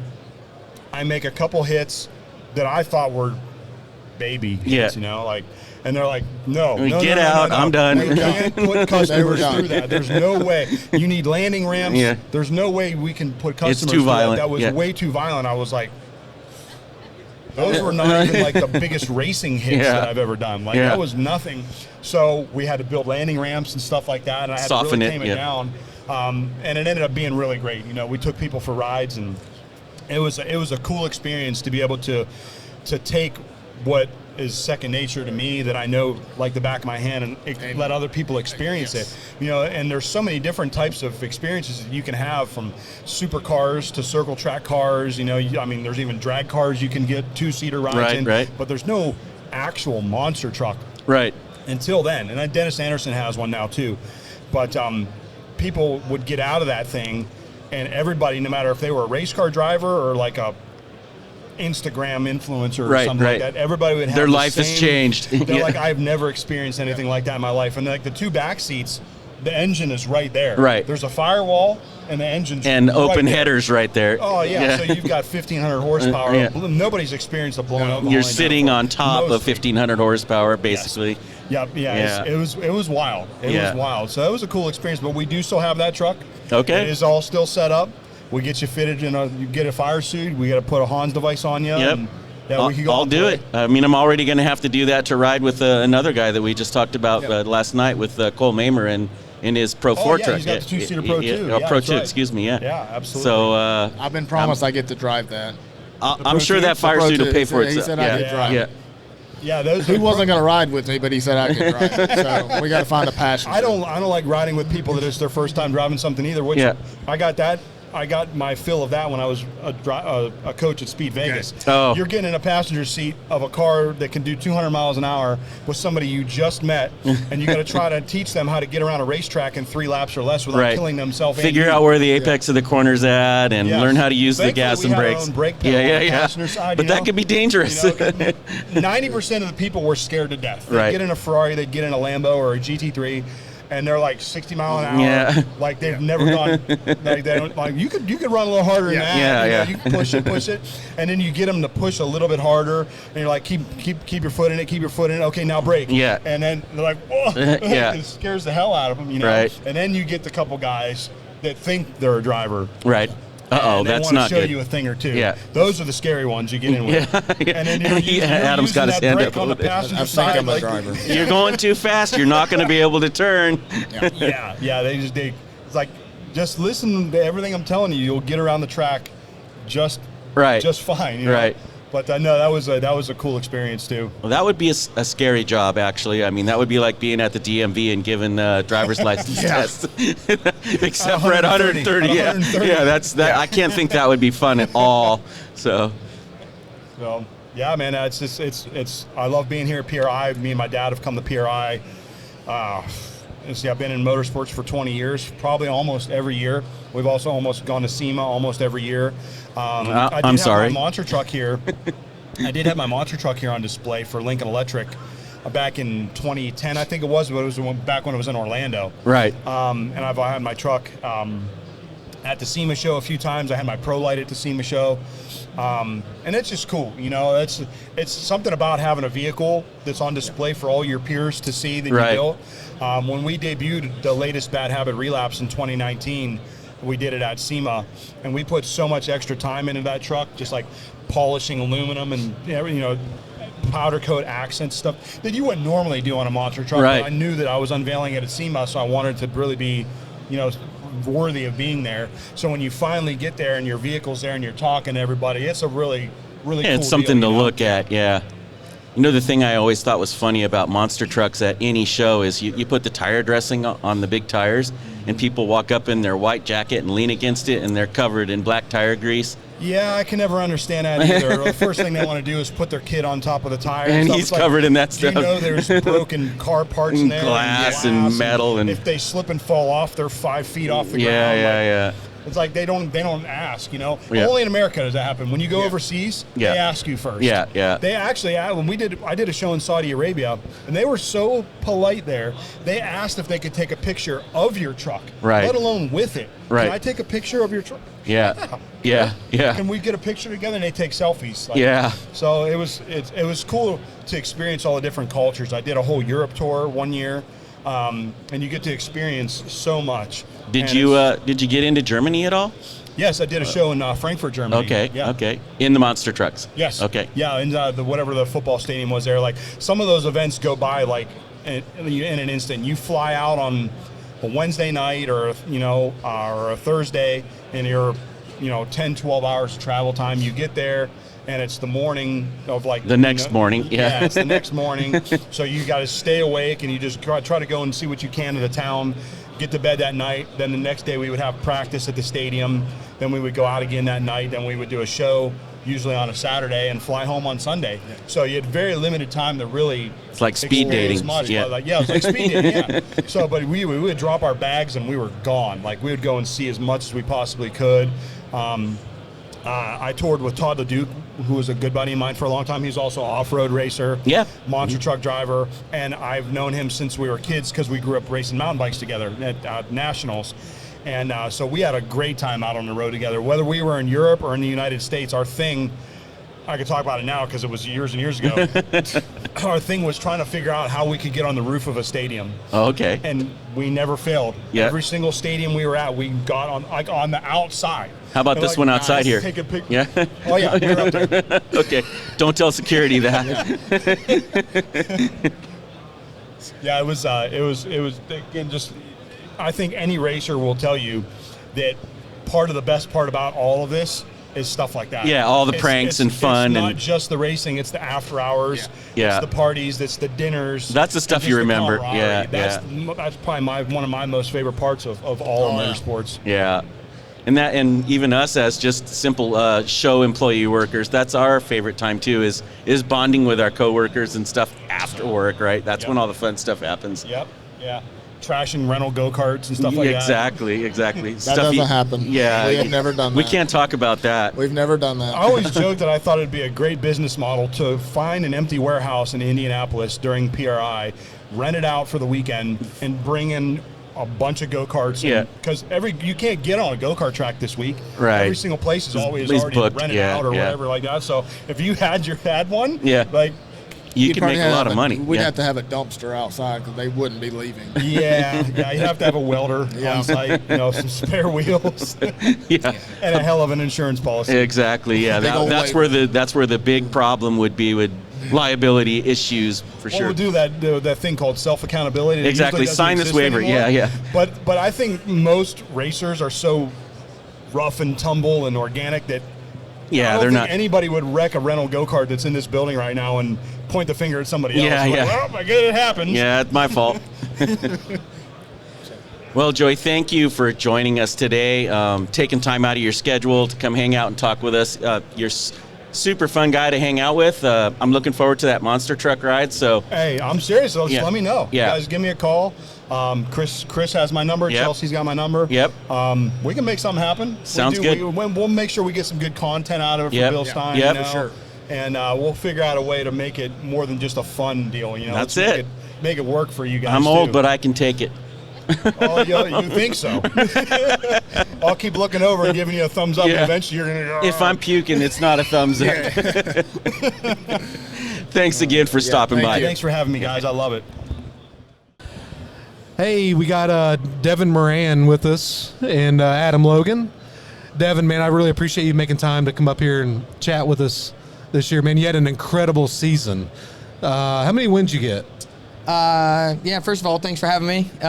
Love coming and hang out with all the BILSTEIN. You guys are my people, so I can't appreciate that enough. But ended up with 13 total wins this year, and obviously the Lucas Oil Championship to cap off the season. So it was a really good end of the year for us. We had a great run going, and yeah, sad to see it end, but nice for a little bit of off-season, do the banquet and all that. So how was the PRI show? I mean, did you get here today? No, so we did get here yesterday, and it was actually busier than normal on Thursday. I felt like people were moving, like everybody's trying to get out of the cold, I guess, get in here early and get it done. So, yeah, like I said, busier than normal, but yeah, we've only got another 10 rows to go. So come hang out with you guys for a little while for half the day and finish it off and then head to the banquet tonight. Man, so you got the banquet tonight. What did you win? Like what's for the banquet? What's the check you're getting? Bigger than I've ever got. So Lucas Oil Late Model Dirt Series presented by Flow. They told us over the off season last year that it was going to be $250,000 to win. So wow. yeah, I got the big check with the playoff format. Everybody has their opinions about it, but I love it. It's worked in my favor every year, so that's probably why I do love it. But from August on, we just had a really, really strong run towards the end of the year. So glad to go cash out final check this year. Man, that's amazing. How long have you known Logo? Since he was doing tires for Lanigan back in the day, kicking our butt every week, I think. That was back when I was somebody, I guess. I don't know. What year was that? Like 12? Before I was washed up. 2012 was when I 2012. moved to Kentucky. 14 years. That's almost 14 years. He was a little bitty pup. That's when I started racing. I started racing in 2009, so that was kind of when my dad had it going on. Him and Daryl had their feud, so I don't think did they? I didn't know was a that. big fan of Donnie Ram back in the day. Am I wrong by saying that? Nah, Daryl had his. So you don't have a Moran shirt under the BILSTEIN shirt? No, I don't have a Moran He loves me now. I do. Yeah. I love. Devin's my boy out there. I always walk. He always walked in his trailer. Him and Chuck and everybody on their team are just. It's fun to hang out with them. And are we your favorite team? Yes, you're my favorite team. You heard it. Oh man, look at that. So I got you beat, man. I my met favorite Devin 99. In 1998. I went to Donnie Moran's driving school, and I was 18, and so I went to your dad's school, and he invited me to come out the next week because he had some people coming into the school to do the two-seater. Mm-hmm. So he's like, let me give you a ride in this two-seater. So I went out there. He scared the living shit out of me. I've Probably never the fastest you've ever been in a race car? to this day. To this day, I promise you. And anyways, when I climbed out, he put you on his lap. I know you don't remember because you were... I would have been like 4. 4 years old? Yeah. Okay, yeah, you'd have been 4 years old. But he put you on his lap, and I swear to God, he took you around this track like... At Muskingum, probably about a 17.5 lap. Really? So he was pretty good back then. Yeah. Pretty good back then. It's I know. Good nowadays. That's what we run. That's a pretty good lap. Yeah. So, but you stood on his lap and he held you with his left arm. But he went down the back straightaway and he started doing donuts. Really? Yeah, it's guaranteed I was going to be a race car driver from that point on. So I witnessed the day that it started for you. Yeah. Well, it started before that. Oh, I was just taking credit. Okay, that's fair. I remember my mom telling me literally from when I was 2 years old on, I would sit out there and watch the grader, watch the street stocks, watch modifieds, late model sprint cars. She said I would sit there from the start of the day until the last race was over. So I've loved it forever. But you had no chance. Yeah, no chance. No chance my of anything. My parents had no chance. This is what I was going to do. Yes. But yeah, just what I love. It's my ultimate passion, and I get to enjoy it with my family too. So it makes it even that much better. Yeah. So, man, so you had more than just a championship this year. What else happened? So you talked about the 13 wins that we had throughout the entire year, which was awesome. A great playoff battle with Ricky Thornton and them, and then I am expecting our first baby in March of next year. That's what I was getting. Super excited about that. So I love kids in general, and then I love being part of a big family. So to bring on our first child, it's going to be a little girl. So it's going to be close to us. Speed Weeks ends March 7th, and her due date's March 12th. So we're hoping she's a team player. Yeah, she is. I told Lakia I got March 26th. That's when my birthday is. I hope she does not hold off till that long. Yeah, we got racing I got to a do. nasty look when I said that. After Speed Week, she needs to have the baby because we got to go to Smoky Mountain that weekend. So we got to get it done. Yeah, I got the nasty look when I said March 26th. She goes, it ain't going to stay in there that long. So, okay. Well, man, I definitely want to take this opportunity to let you promote what your grandfather built in the backyard of the race shop, and you've kind of taken that, and you've also got this go-kart. I've seen pictures, this go-kart race you put on and promote. I mean, you want to talk a little bit about that? Like, when did your grandfather build that racetrack? So technically he didn't build it. A guy named Louis Morosco built it in like the 50s, and my grandpa acquired it in the 70s. Okay. And it's just been in the family ever since, and it's just our massive playground. So my parents live right over the hill from there. That's where the race shop is that I rent from my dad now. That's where I grew up my whole life. We just hang out and go ride four-wheelers or rip on side-by-sides or go to the track and race the pack trucks without dad and grandpa knowing. And we've had a ton of fun, and then we got old enough that we could actually buy something, so we started buying go-karts and racing go-karts. And yeah, it's awesome that we get to experience the entire racetrack life that a lot of people don't get to see. So it's a lot of work for my family, but it's a blessing without a doubt. Yeah. And you've got you got something big coming up this year. Yeah, we do have a big race at Muskingum this year. So we have the Lucas race every year, July 4th weekend, which this year it is on July 4th. So kind of cool being America's 250th year on July 4th. The race is at Muskingum. So I've been there for the fireworks. It's awesome, isn't it? Your family knows how to put on a show. It's pretty cool. So, and it's going to be even bigger this year because it's on the 4th. But yeah, in June, I can't remember the exact date. June 10th, June 13th, somewhere in there. They're having the first ever Dirt Cup, which is going to be a showdown with the World of Outlaw Late Model Series and the Lucas Oil Late Model Series presented by Flow. It's 20 cars coming, nobody else, no other classes, no locals, anything, and it's just going to be a head-to-head showdown to see which series is going to win, Lucas Oil or World of Outlaws. Which one's going to win? Lucas Oil, without a question. All right, what car number? Hopefully the 99, but as long as Lucas wins, that's what I'm going for. Like, but here's the thing, I want to win the race, but it is definitely like a series showdown. Yeah, we got to handicap him. He said it's in his backyard. We get pack trucks out there side by sides. Yeah. No handicap. I think Logo wants to drive the pack truck that night. He's got too many laps around the joint. Are you coming? You coming to the races? Yes. You coming to the races? I'll be there. You heard it. I'm holding you to it. Yeah, I'll be there. I got to check with my boss first, though. Hey, can he go? He's approved. You're approved. It's done. I'm there. What's your personal vehicle? So I had a Ford Fusion, and it just blew up like 6 months ago. So I've been driving my wife's, it's like a Chevy Equinox or something. I don't know what it is. So I gotta go car shopping. But I tell everybody I get to drive a $120,000 race car every weekend. So I really don't care what I drive during the week. It can Plus, be a beater. I never drive it. I'm never home. So I drive my big motorhome around everywhere instead normally. You got BILSTEINs on that? No, I don't know what it's got on it. What do you got? What motorhome? Jayco Seneca. All right. Do they have BILSTEINs? I don't know. I'm the wrong one to ask. I'm getting a thumbs up. Thumbs up. So we'll make sure. We'll make sure it does. I didn't know the shocks are on that thing, to be honest. Yeah, stick your hand under to see if it's I yellow. don't want to have to look under the hood of that thing. If I am, that means we got serious problems going on. We're delayed to get into the racetrack. Yes. So what are you doing next year? Same thing, Lucas Oil? Yep. So we are with Roger Sellers and all the Double Down Motorsports. With my great crew chief Chucky. Obviously he works with you guys a lot. He does. Yes. But we are doing the entire Lucas Oil Late Model Dirt Series tour again. So some exciting news yesterday with the Flow purchasing that. So excited to see if anything changes or what happens. So you had that break, but you also had NASCAR settling.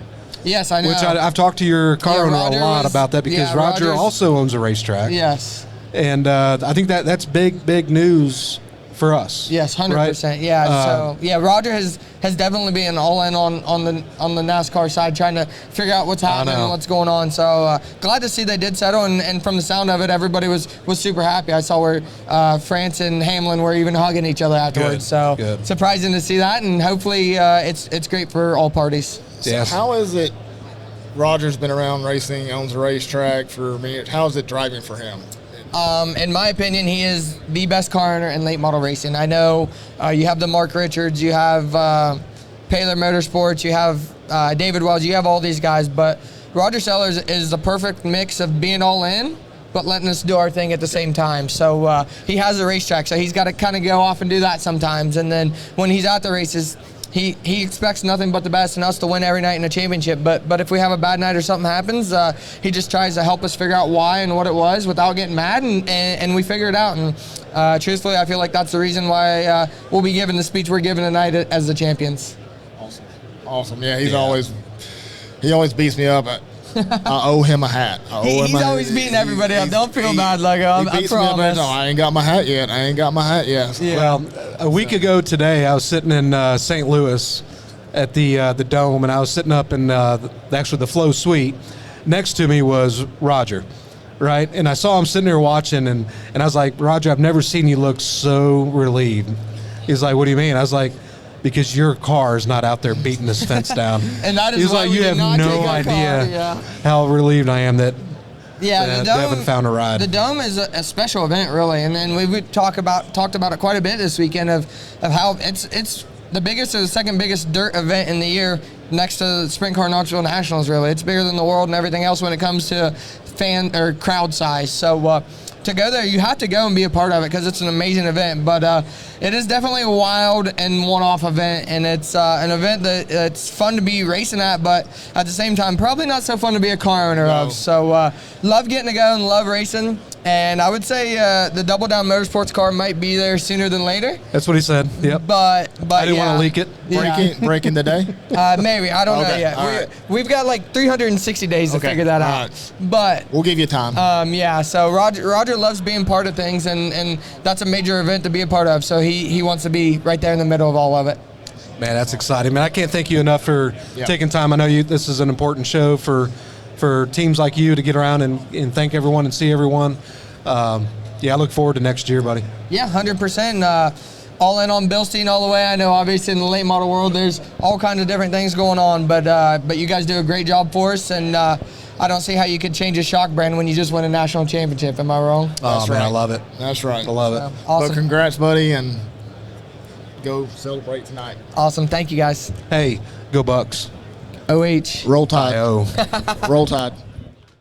Man, next we got Vinny Giuliani here at the PRI Show. He swung by the booth here on a Friday. You and the family flew in, which is pretty cool. You got a family, got married, a lot's happened.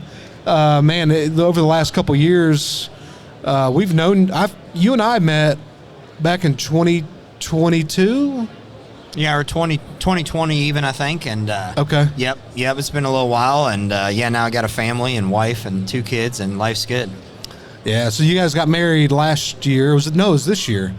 Last year, yep. Last year, July of last year. So, going on a year and a half, and we got a great family, great life, and really pleased. Yeah, man, you guys are blessed.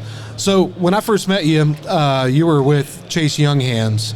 But I guess before getting to Chase Younghands, because I know you kind of grew up in the North Carolina area, went to school. You worked with some really cool guys. I'm like Brandon Overton. How did it all start? Where's home? Where's your? Well, it really all started in Omaha, Nebraska. When I was 6 years old, we were living in a cul-de-sac, and my dad heard a race car engine going, and he knew it was right back there somewhere. So we walked over there, and it was John Anderson, who's been a lifelong friend, and we went to Sunset Speedway that night in Omaha, dirt track there that the Kosiskis were involved with, and I was just hooked, and I've been racing ever since. So that was 33 years ago. Wow. In this same sport that I love. So anyway, that's where it started. And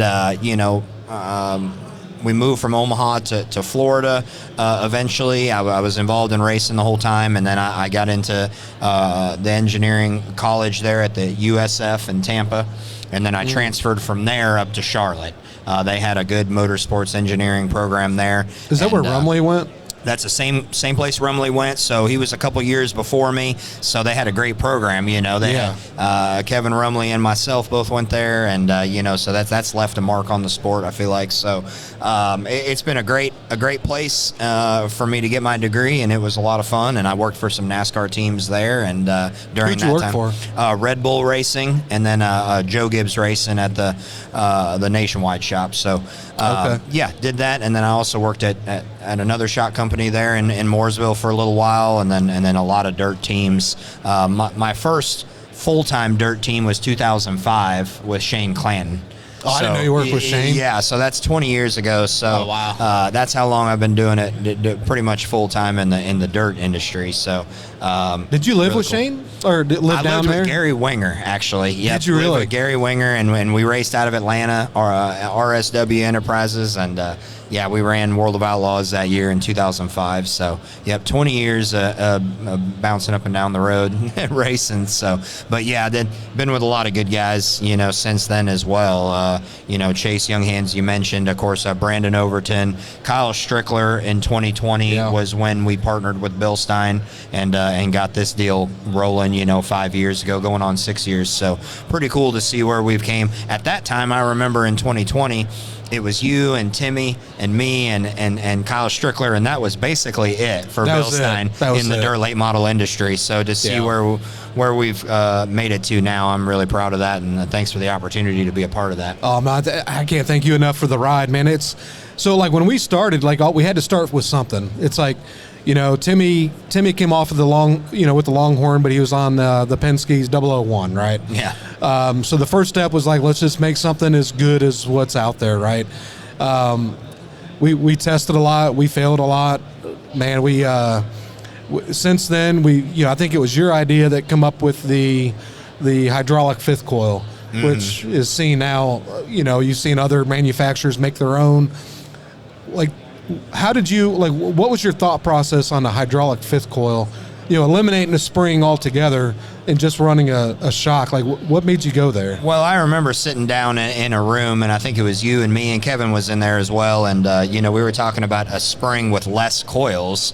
And we ultimately said, well, let's just eliminate the coils altogether, you know, and the lift arm shock in particular. I don't call it a fifth coil because there is no coil. So the lift arm shock, as I call it, you know, it doesn't hold any mass up. It doesn't hold the mass of the car up, the weight of the car. So it's a unique opportunity to not have to have a spring.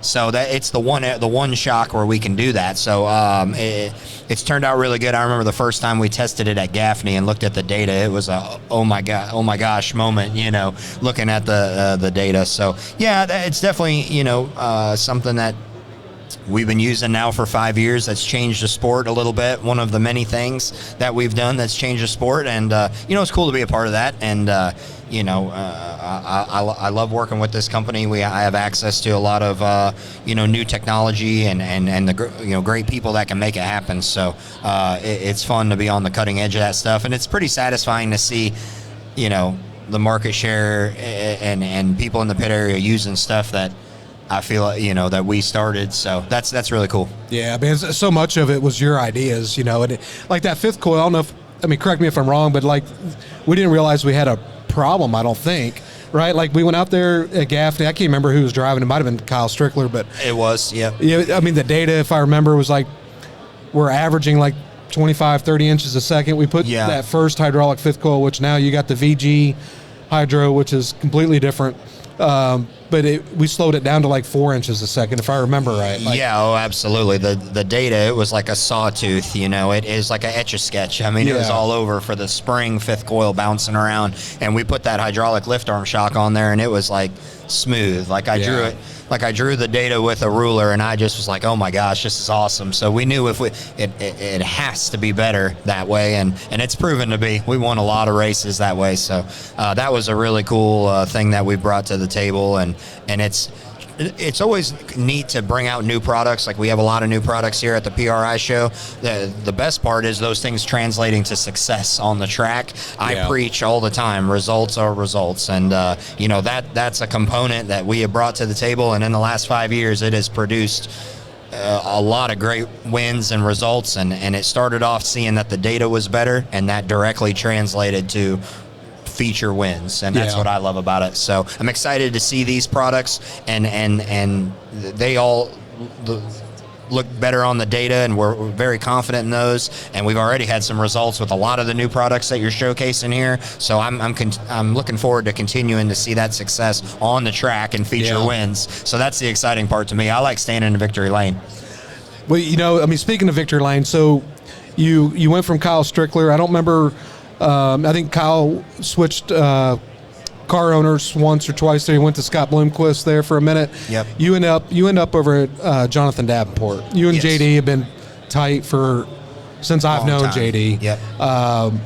From there, you had an opportunity to start VG Performance. Right. Now, VG Performance technically started years ago, but you kind of put it on hold a little bit. But now that you are 100% committed to VG Performance, it has allowed you to help every guy, every girl, from a local level all the way to a national level, with Devin Moran, Lucas Oil Championship, to Drake Troutman, World of Outlaw, Rookie of the Year.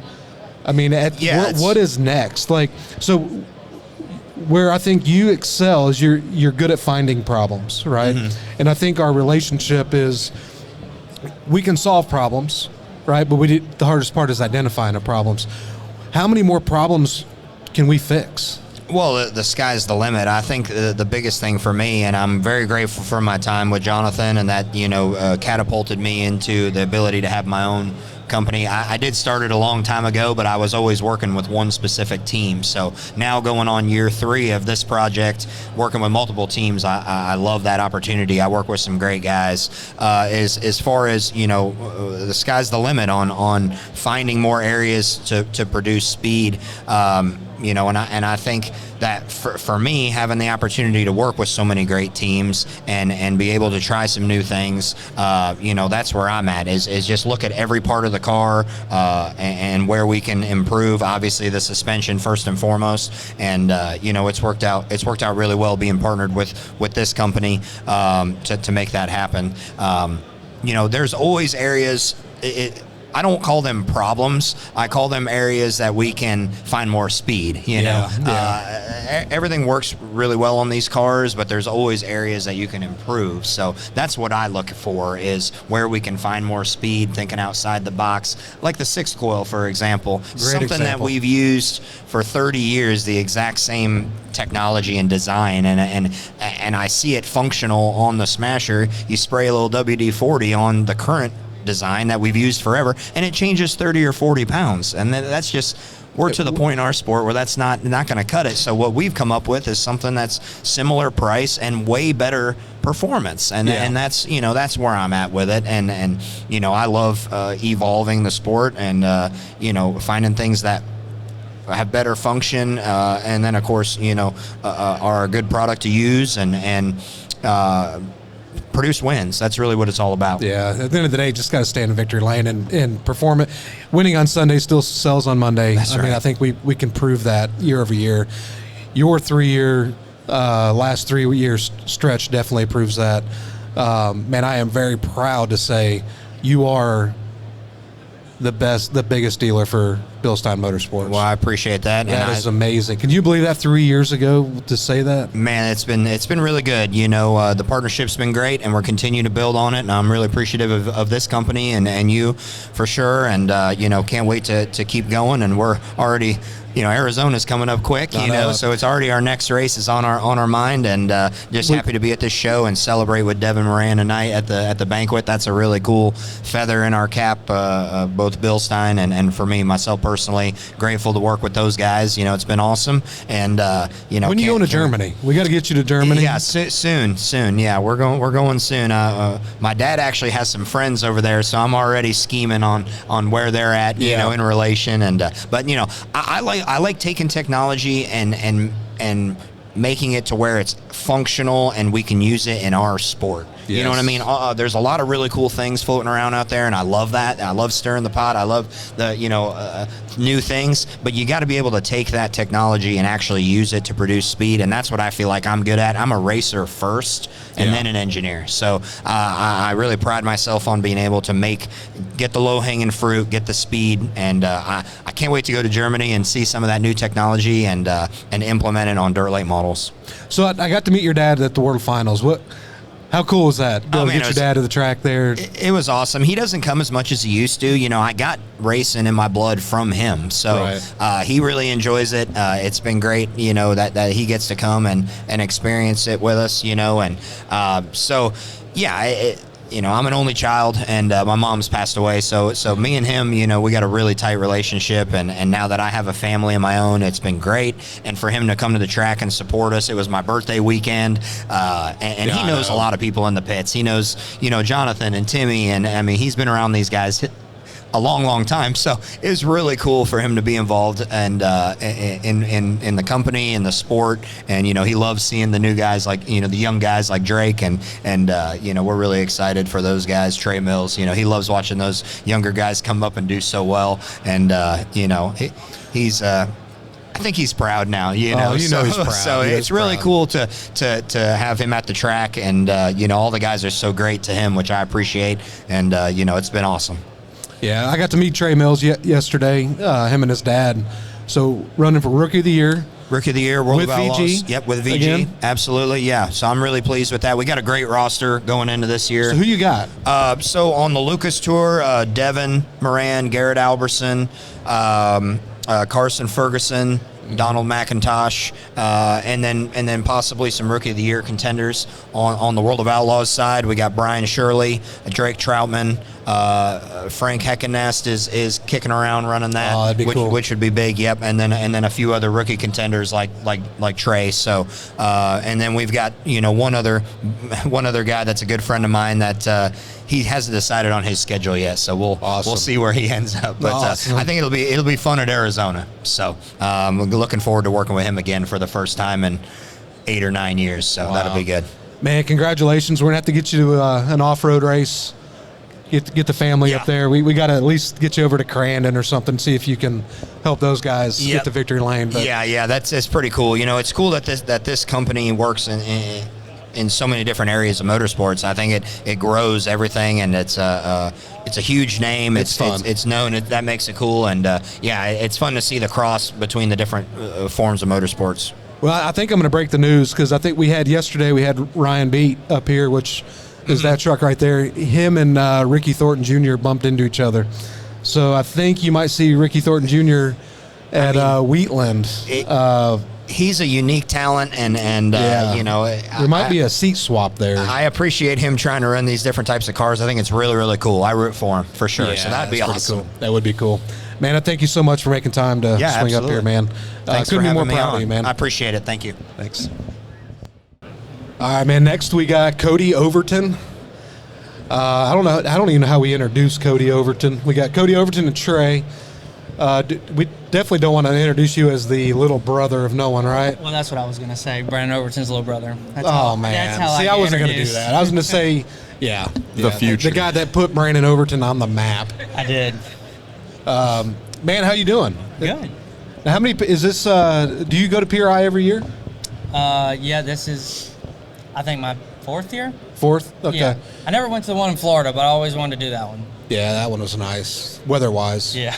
What do you think of that? I mean, like the shows, it was incredible yesterday, but day 2, I mean, are you able to get everything done that you set out to do? Yeah, I try to do that the first day, and then the second day I try to look at like all the like little drifter cars and shit like that. I kind of think it's cool.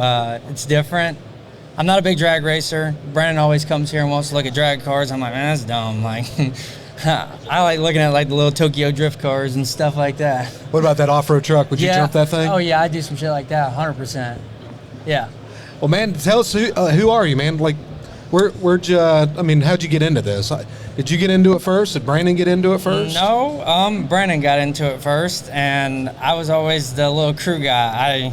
I never pictured myself to be a racer. I wasn't going to be a racer. I knew, like, we kind of didn't have the money for both of us to do it. So I always thought of it like maybe like a Shane and Dale deal. Like McDowell, I'll be like them, like I'll be Shane, Brandon will be Dale, and we'll work together. But our age difference is definitely a lot different. So what is the age difference? He's 33, I'm 28. Okay. I mean, it's close, but 5 years. Yeah, but when he was doing it, I was kind of like a kid, and like he really probably didn't want me around, but I thought he did. But no, I always thought that was gonna be like my goal. Like I didn't want to race. I don't know. I wanted to do it to say I done it, but I didn't want to make it my job. Like I saw kind of like how my parents spent all their money on my brother and just really didn't have it. It was always a struggle. And I'm like, man, I'm not gonna live that way. And I don't know. It just kind of came down to it, and Brandon went to drive for Weaver, and after that I was like, oh, well, I'm not gonna get a real job. Like Brandon kind of let me wake up when I wanted to, so I tried to work for one of our buddies in town. He had some supers and crate cars, and I did that for a little bit, and then Brandon was like, why don't you just try it? So my first car was a 99 Bullet, and I drove it 3 times, and the whole I guess the main frame rails that come out, it broke the very last race. Like the motor, like it was like that, sitting in half. What year was this? 16. And it was a 99 Bullet? Yeah. Holy smokes. And I won my 3rd race in it. Thanksgiving. And how old were you? What would that be? Shit, I don't know. I'm not good at math, so I really don't know. I'm 28. Do you have a driver's license then? Yeah, I actually, I did. But So then. we're at least 16. Yep. Yeah, I was like, I think I might have been 17 or 18. And then I did that. Brandon told me I couldn't race anymore because it was dangerous. So I was like, all right. So I didn't get to race for another 2 years. Well, my parents had bought me a truck, and I took it and sold it without my parents knowing. And I had my buddy drive me to Alabama, and I picked up my first race car. It was a 15 Victory. Nice. And I came home. Billy Moyer Yep. Victory. It was. And I came home, and I was so proud. My buddy actually drove me over there. We borrowed an open trailer. And I was like happy as hell. And I was like, Mama, look. And she's like, what? And I was like, I got a new truck. She came outside, and it was a race car. Oh, my God. It didn't even have a motor in it. So then I had to sit for like another 6 months and wait for the motor. How'd you get the motor? Sell your bed? No, I forgot a buddy. I think a buddy ended up like, he bought me one. It was like used for $35. Yeah. Yep. Yeah. It was like $3,500. This thing smoked like a damn freight train. But he was like, dude, you'll win a couple races and pay me back. I'm like, hell yeah. It never went that way. No. Yes, he sponsored me. Where was home? Where were you guys from? Augusta, Georgia. Okay. Now, did you and Trey, like with the crate days, like, Trey, you're out of Florida, right? Yeah, Jacksonville, Florida. Yeah. Did you guys ever cross paths in those early days? Not with Cody, but the older brother Brandon there. Yep, I remember the kind of starts there, even with Austin at some of those crate races at Swainsboro around Thanksgiving. Yeah. And remember Brandon showing up with like a school bus, or no, it was an ambulance painted yellow, like school bus yellow, That's and Bobby the car K. I think was all yellow, and that thing was fast. They were fast. So you guys. That was my first introduction to the You guys put the Overton. late model in the school bus? No. That was Bobby K's little deal. It was like. It was awesome. Yeah, it was Bad actually fast. Mike Duvall, or no, before that, Larry Moore. They took that thing to the World 100 in like the 80s or the 70s, and it's still damn living. Like, it's crazy. Wow. They unloaded that race, and I was like, I'm not sure about that. And I think your brother couldn't have been maybe more than 16 at that time, Yeah. even. And they put it on to everyone. And I think that's when we all learned the Overton name. Damn. All right. So when your brother found out you sold that truck, was he impressed? Yeah, no, not really. They all told me it was stupid, and they're like, man, you don't have the money to do it. And I'm like, I know, but I'm going to try it. Like, I want to be a race car driver now. And then I found out real quick I probably didn't want to do it. So it went on for like maybe 2 or 3 more years. And then finally I was just like, man, this is going to be my job, I think. All right, man. I don't know if you know this, but like fast forward to 2025, you just bought a team. So you're reliving it. Like you're going to be racing for yourself in 2020. Yeah. Did you hear that? Yeah. Sounds like my rear. You're going to be racing for yourself in 2026. Yeah, that. But you got a double stack now, though. Yeah, at least I get to go An aluminum motor now too. Something cooler. I don't know. It's definitely exciting. It's scary. Like I tell Anna, I mean, we're gonna have this big ass loan now. We don't even own a house, and we're over here high fiving like, hell yeah, look what we done. Like anybody else that knows, they're like, y'all are dumb, like stupid. I don't know. So what's the plans? As of right now, to run Outlaws, we're gonna start with them, and I'm gonna try my damnedest to beat Bobby. Yeah. Just one time. I just want to win one Outlaw race because I promise you it will be the absolute best. Like. Victory lane celebration. Oh, absolutely. Yeah. I'm tearing the banner. I mean, Steve just ain't got a clue what's about to happen. So I was at climb. Yeah. Well, now that it's mine, I've always had this dream. Like if I ever went, I mean, this is really dumb. So anybody that's really watching this and wants to sponsor me, don't. This is just. Except for BILSTEIN. It's a fantasy, but I wanted to win like $100,000 or something like that, and just when I drop the checkered, I just want to run it right in the wall head on and get out and like, yeah, did y'all see that? I mean, I was at Brunswick when Kyle Larson did that. Yeah. And then it was right before they had to check Droop, I think. Yeah. My ultimate dream is to win Eldora, and you know how they back off the stage when you're done? You're going forward? Camera guys better get out of the way. I'm coming off. I'm Dukes of Hazzard it.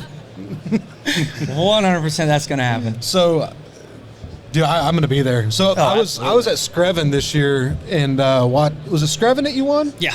Yeah, that was big. Yeah, no, that was 15,000. Yep, and that was actually. You guys beat the wall down. Yeah. Actually, it was rubbered up on the fence. Yep. Like you had to be against the fence. So my mom and dad don't really get to come a lot, and that was actually the first race in, I don't know, 4 years maybe, that he's been to with me. Oh, really? So him and my other brother came, and my mama didn't get to make it.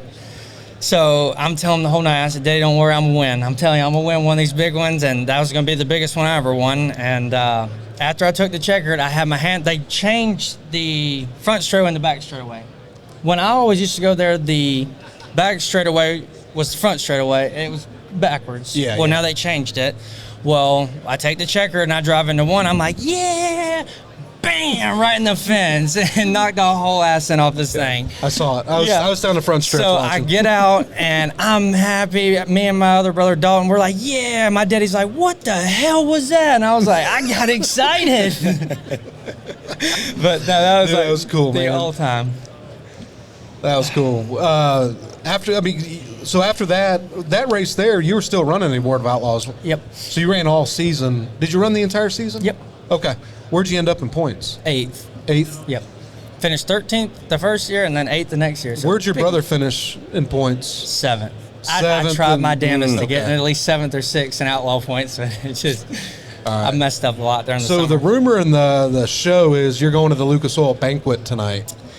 Yeah, I really want to really bad, and I actually text Rick Swally because I want to speak on Brennan's behalf because they are sick. The people need it. Yeah, the people do need it, Yeah. and somebody needs to be there to give the speech and receive the trophy, and I feel like I'm the best one. Like, what did Rick say? I still haven't got a text back. Okay, have you seen his leg? No. He's got a cast on. I think you can outrun him. Well, that's perfect. That'll give me enough time to say what I got to say. By the time he gets up there, I'll be out. Yeah, I hope he allows you to do that. Me too. I think everybody needs it because they're going to all be serious. No one's going to want to joke around, so I need to pump the party up a little bit. Yeah. Well, man, I remember when you got on the BILSTEINs, man, we were pumped to get you because you were over at Harold Holly. Yeah. Yeah, you got to work with Harold for a little while, and you were on some BILSTEINs there. Remember it, but then I think you kind of bounced back and forth a little bit. Yeah. Shock brands, but I remember this year. I think at Talladega, I seen you, and we kind of started working together a little bit closer. Actually, I know exactly when we became kind of really close. We were at Talladega. We talked a little bit, and I was like, that dude's pretty cool. And we never really said much. I knew Logo. I knew Trey. We kind of went on. Well, I tried to get my pilot's license at Farmer City. How'd that work out? Yeah, damn near died. Took flight. Yeah, I did take flight. Landing Crash wasn't so landing good. failure. So I hope on this podcast we can take that Farmer City flip. Was it Farmer City? Yeah. Hope we can add that to yes. So We did all that, and then I get a text. It's like, I don't know, 2 o'clock in the morning. Hey, man, this is Aaron Morey.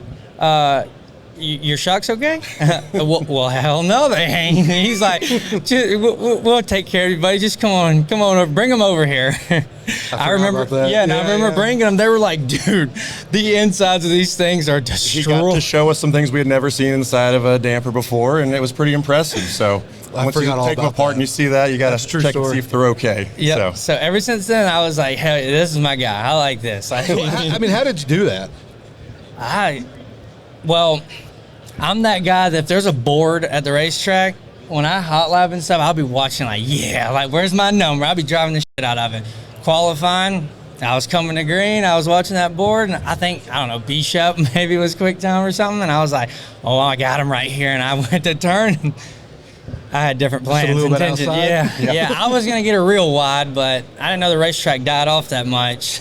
Man, that was a nasty flip. Yeah. So next year, man, you had an exciting life, man. You had a lot going on this year. You had one of the best car owners who wanted to step down a little bit. You're taking over the team. I know you were up in the air there. Looked like you were going to go to this guy and that guy, and rumor mill had you going everywhere. Now you got your own team. You've got your own bills. Yeah. Your brother, does he know what he's doing yet, series-wise? Is there a chance that you could be racing with your brother? I hope. That'd be cool, wouldn't it? Yeah, I really hope. Because he's moving back home, right? Yep. And your shop now is in Augusta? Yep. So we'll be, 10, 15 minutes away from each other. So I really do hope he does. But, I mean, I really don't talk that much to him about all that stuff. So I don't know what their plans are. But it would be cool, I feel like. But that'd be cool. I don't know. I'm excited to see how it goes. Man, I'm excited for 2026, though, man. I'm pumped that you're going to be back on the Steins. Yeah, no, I'm definitely, I'm really happy. We're going to do some cool shit this year. No, 100%. What are you looking forward to most of being a team owner here in 26? Being able to anything. No, what am I looking forward to? Being able to say what the hell I want there you to. Go. Like, ain't nobody going to be able to stop me and take from me. Yeah, there you go. You know, freedom's a luxury. Yes. You know. I bet the part you're looking forward to the most is your merchandise. Yeah. You ain't got to give a percentage to anyone. That's right. And then the drivers can negotiate the percentage of pay. Yeah. What are you, 30%? Yeah. 40, 100? You're probably now 100 sounds better, right? Yep. No, like now, my car owner doesn't, he didn't care. Like, I could say whatever I wanted to, do whatever I want, and he always made everything right. Awesome like, he definitely is one of the best I've ever had, and I appreciate everything he's done. And he's still today going to stay with and continue to help me and kind of guide me. He's a businessman. Clearly, I'm not. So he's definitely going to make me go in the right direction with everything. And I don't think my racing won't be it's going to change, but it won't. He'll still be involved with me, and I'll definitely make sure he's involved like he still owns it and everything. So. Yeah, man, you're lucky, dude. Yeah. You're lucky, man. 100%. Thank you so much for making time to hang up here. We didn't have to bleep nothing, did we? Maybe a little. We'll see. There you go. Bleep that. Yeah. All right, we got Garrett Albertson up here, PRI. Is this how many years you been coming to PRI now? Shoot, probably 11 years, I'd say. Oh wow, this year 29. Really? For me. Yeah, it's been a minute. Starting Columbus, Ohio. That's awesome. Yeah, it's been a long time. But Garrett, you run Lucas Oil. How many? You ran Lucas Oil the last 3 years? I think this next year will be my 5th year. 5th year. Where'd you end up this year? 6th in points. 6th in points. Yep. You got the banquet tonight? Yes, sir. Nice. So where did you start? How'd you get into this? Well, I had family that raced. I had a family on my mom's side that some raced motorcycles, some raced circle track pavement, and my dad got to marry my mom and he was always kind of into car racing back in New Mexico, and so it just kind of just always in the family, I suppose. Nice. Now, did they, when you started racing, were they still in racing at all? Yeah. So I think the first time I drove, I was 10. I drove an Enduro.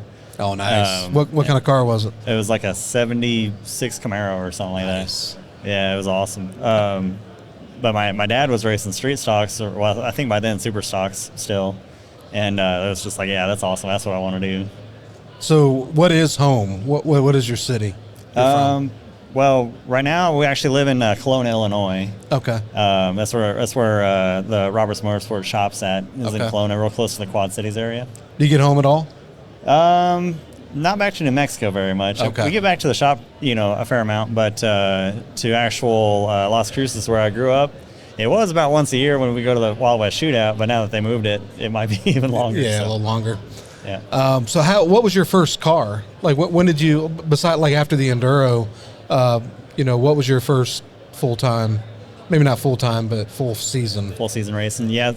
So there in Las Cruces, they had a series. It was called the Super Trucks, and it was like a spec frame super stock truck basically that raced at the oval track there, and it was perfect place to start because they were pretty quick. Like they were as quick or quicker than the super stocks, quicker than the street stocks. So like you get a little dose of speed, and they're fairly light. They're probably actually a pretty good transition to the late model, just like the power to tire ratio, I would think. And so and it was kind of a small class at the time. I think when I started, there was only like 12 to 15 trucks on a regular night. And by a chance, it just happened to be a growth period when I got in there. By the time I got out of the trucks, there was like sometimes 30 trucks. Oh, wow. A night. So it was a good place to learn. It got competitive really quick, and we learned. It was a good, competitive, affordable way to do it, which is we needed affordable because we were pretty low buck, starting. So did you go? Because I know you ended up in Shreveport, Louisiana. Did you go straight from New Mexico to Shreveport? Yeah, I started into the late model deal through a guy that I knew raced in the truck series. A guy that in that truck class had a late model he'd raced back in the 90s. Okay. And this car that he'd raced back in the 90s has been sitting in the weeds there in New Mexico at his shop for like 10, 15 years. And he had just bought the truck that I was driving for somebody else. I was kind of out of a ride, and I didn't really have a lot going on. And he called me up, was like, "Hey, I've got this late model sitting out in the dirt. You want to come?" What was it? It was a Bullet chassis. Man, you're the second interview today started with a Bullet. Really? Who was it? Cody Overton. He started with a 99 Bullet. That's awesome. Yeah. Yeah, that's awesome. I think this one was an 88. 88. And we put it together in 2010 and went and raced it. God. Man, back then, though, that Bullet, I remember the Bullet was, everyone had a Bullet. Yeah. I mean, it was kind of like the Longhorn today or the Rocket of, exactly. Before. So from then, how long did you drive for that guy? So I drove for Dave Dietz, was his name. I drove for him for probably a good 4 years or so. Oh, wow. Okay. Yeah, 4 or 5 years. Did you run on you have a national out, like a regional series out there? You're just going to run at some local tracks? We run mostly what we could. At that time, like, early 2010s, the late model racing in Arizona was still pretty decent. And so Tucson, the Arizona Speedway, which is closed now, Casa Grande a little bit, which is Central Arizona Raceway, Canyon Speedway was still running. We'd run all those. And then there was a smaller regional series called the CDM Late Model Series. Okay. And they ran a little bit in Arizona, a little bit in New Mexico, a little bit in Kansas, and we did that. And then we started kind of dipping our feet into the Midwest a little bit here and there. Like we go I-80 every now and then. And oh, wow. Like Muskogee in Oklahoma, we started traveling out a little bit. So did you do the big Muskogee or the small Muskogee? The big one. Okay. Yeah. I've raced at the small one. I heard about the big one. Yeah, Thunderbird's pretty awesome. Yeah, I heard it was big. So how did you get over to Shreveport? Through Dave, we had Masters builds at the time. Okay. And the closest guy to us that did Masters built stuff was Stuckey when he had Masters built by Stuckey. And we were like, we need to get involved with him because this guy's smart. And so, we got the Masters Builts by Stuckey going and did some dealings with him. And Dave actually had the idea the December of like 13 or something. He was like, we should just have you go over there and just spend like a week or two with them and just try to learn, what they're building. And by chance, they were actually in the process of building the first Black Diamond cars. Okay, I remember right those then. days. Lanigan was there, and they were putting the first couple cars together. And I think I worked on car 3 when I showed up there. Oh, wow. And it was like Tony Jackson Jr.'s or something like that. I'm sure it was. So probably 1, 2, 3, 4, and 5. Yeah. So it was a cool time to start there. You know, it was like really big news. This is all happening right here, and I just happened to be in the middle of it, and it was like the perfect timing. It was really cool. Cool. Now, so you were just planning on going there for a week or so? Yep. How long did that? I ended up being there for about a month, and just kind of became an employee almost. And then went back to run the Wild West Shootout, and that was the first time Ronnie actually got to see me race, really, was at the Wild West Shootout there, since we kind of knew each other by then. And he was like, I tell you what, if you come out here to Shreveport and work for me, we'll find you a ride out here. And so that's kind of how it started. Oh, wow. I moved, I think by March I was moved over there and started working for him full time, and then ended up getting a ride with a Childress racing team there out of Bossier City, I think. Yep. Or so like right there close to town, and did a lot of regional stuff in the area. Like anytime you'd have a race like Magnolia or Wynot or any of those, we'd go to those races and stuff. Okay. So when did because was it Earl Pearson that ended up driving for him? Yeah, so it was like 2017. I was still racing for Raymond at the Childress team, and he decided to get out of it like right at the end of the 17th season, just like sold everything in one shot. And so for the next year, I didn't have anything to do. I was kind of trying to find a ride. There wasn't a lot happening right there in that town. And by chance, Ronnie was building this house car team with Earl. Yep. And so I was like, what better way to actually learn what it takes to be at that level that I want to be at? Because I was okay. Like I could run, like a 13th if I'd go to Lucas race. I could make a race, maybe run 15th, 13th, something like that. But I could never break into that next level there. So I was like, if I just maybe I ride with Earl and see what it takes, and so that was a big deal. And at that time, you're now with Ken Roberts. Was he also a customer of Ronnie's at that time? Yeah, he was. That's how I met him. Okay. Yeah, that's how I met him. We built a couple cars for him, probably 2015, 2016. And he was actually really good friends with the main welder there at Black Diamond, and Mike Humphrey, and it was his main kind of source for data and info to go racing with. Yep. And Mike actually got killed by a drunk driver in 2017. Oh, wow. Which was a wild deal. And then so Ken was kind of looking for somebody to be his like go-to guy for info, and I was on the touring team with Earl. And so we kind of got connected like that and started talking back and forth. He was racing with Jeremiah Hurst, IMCA National Points type stuff. And so that's kind of where we hit it off. Now, you've been with Ken now how long? I've been racing for Ken 5 years now. 5 years. Yeah, this is the end of the 5th year right here. What's it like driving for Ken? It's got to be the best. It's the best. Yeah, I feel super fortunate. You get to meet all kinds of cool people in this sport, and I can't think of anybody better at the moment to drive for than Ken. He's super competitive, super analytical, but he's also very realistic. Okay. And I think that's a really cool combination. Yeah, Ken is probably the only. He's probably the only team that sends us on the dot monthly updates on how you're doing, how the team's doing. Yeah. What's coming next? I mean, the communication's outstanding. Yeah. Ken.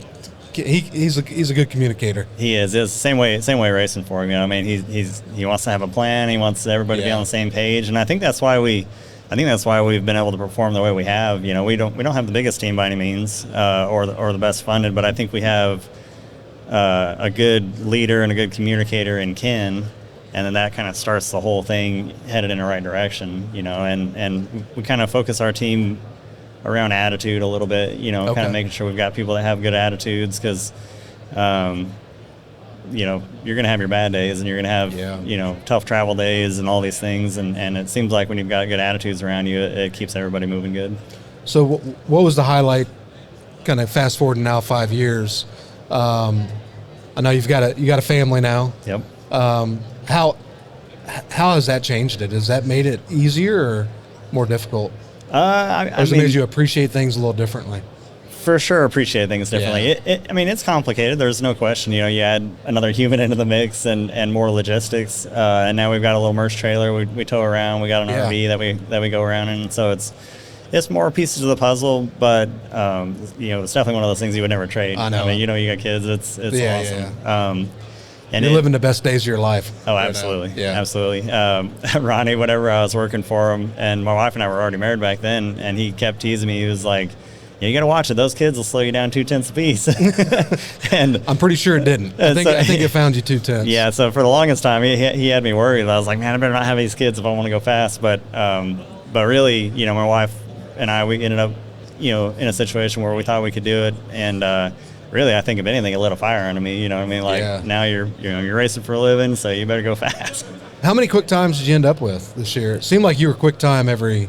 Ken actually, back to the analytical, he actually had us the paper last night. We had a dinner, and it was like 26 fast times or something like that. Are you serious? Yeah. I had no idea. Yeah, it was. Seriously? It was pretty cool. Out of how many races? The full season, I think we did 101 races. So over 20% of your races, you're a quick time? Yeah, that's pretty cool. Wow. And I don't know if that was What's the secret? Well, BILSTEIN shocks. BILSTEIN shocks is a huge part of it. There's no question. No, I think just like my whole career, I didn't really grow up qualifying, and so when I first started doing it, like out there, it was like pill draw stuff. Where I grew up, or passing points. So I wasn't really comfortable with the qualifying for a while. But then I got into the areas where qualifying was like the thing, and you're like, I've got to figure this out because it seems to be such a critical part. Yeah. So I don't know. I just put a lot of emphasis on it, a lot of thought to like any part of that car that I could possibly think of that would make a difference in qualifying. Yeah. And sometimes maybe I pay for it in the races a little bit, but it shows in our qualifying. So we're working on balancing that out. So how far are we from having qualifying dampers? Do you think we're ever going to get there? Or do you feel like maybe a qualifying set or a qualifying shock and spring load combination that you're going to just qualify on and then you take it off after that when it's come race time? Well, I'd say if you really study it, there's things right now that do excellent when the track has speed, or when the grip is in the track, that helps the car change directions and things like that, that don't necessarily race all that well. And those are the kind of things that I really look at really closely, that people probably don't realize, because there's tons of combinations out there, shock and spring, and they'll do good at some point, almost any of them. But knowing, and sometimes it's not what you would think, the combinations that make speed. So, we found some things here and there that do super well when there's grip and changing directions is the key, but don't necessarily make a balanced car. And so, I think you're already there in that position a little bit. Yeah, I think so too. Yeah, I don't think many teams are probably looking at it enough. You can watch it when you go to a track and you go test. A lot of teams won't unload until the track slows down. Right. And it's like how many teams are actually focusing on, like, we need to unload. You need to be the first to unload, the first on the track, and about the first to load up. Yeah. Right? Because if we can't start up front in today's world, you guys are so aero dependent. You can't be on the front row. You just don't see it anymore at the level you're racing. Yeah, right? for sure. It definitely makes it hard. Yeah. Yeah, I think that's the direction that you're gonna see BILSTEIN try to optimize, is trying to figure out, if we have a right front Port Royal or a Bill 2 right front, what do we need to do? We know that's going to be good when a track slows down. Right. Right. But what do we need when we're Mach 3? Right. I think it's some low hanging fruit.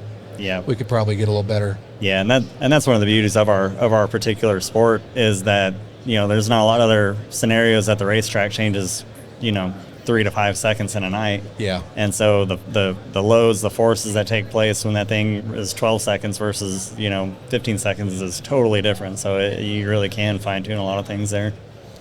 Yeah, for sure. What's plans next year? You gonna Lucas Oil again, full time? Yep, that's the plan right now. We're just getting everything in order. We've got a good, I think, jump start on our motor program, and we got another car coming to start the season with. So, so we're looking forward to a Lucas deal. Now you guys gonna be teamed up with Vinny Giuliani again with VG. Yes, yep. Awesome. Yep. Yeah, we had him on a little bit ago. Nice. Spoke highly of it. But all right, last question. What's your daily driver? So I actually have a 2000 Chevy Silverado. It's the one I got right after I graduated high school. Are you serious? Yeah. Nice. Yep. Don't ever get rid of it. Yeah, if it stays running, I'd say probably not. Nice. Yeah. All right, what shocks you got on it? That was the last question. Well, on the daily driver, I honestly don't even know, but my RV does have Bilsteins on it. Nice. Yep, Nice. it does. What kind of RV you got? It's a Thor. It's like a 33-foot Class A. Yep. Yep. Yep. I get more compliments on RV motorhome dampers, like at the airport or anywhere I'm at with my shirt, than I ever do on dirt late model. Yeah, I can promise you. It's pretty amazing. I didn't realize that was such a big deal in that market, but it definitely is. I mean, that's a pretty unique vehicle, and it's pretty cool that we got them on there. Yeah, awesome. Man, thanks for taking time before the banquet. I know you got to get going, but yes, sir. Good luck, man. Really appreciate it. Yep, thank you guys.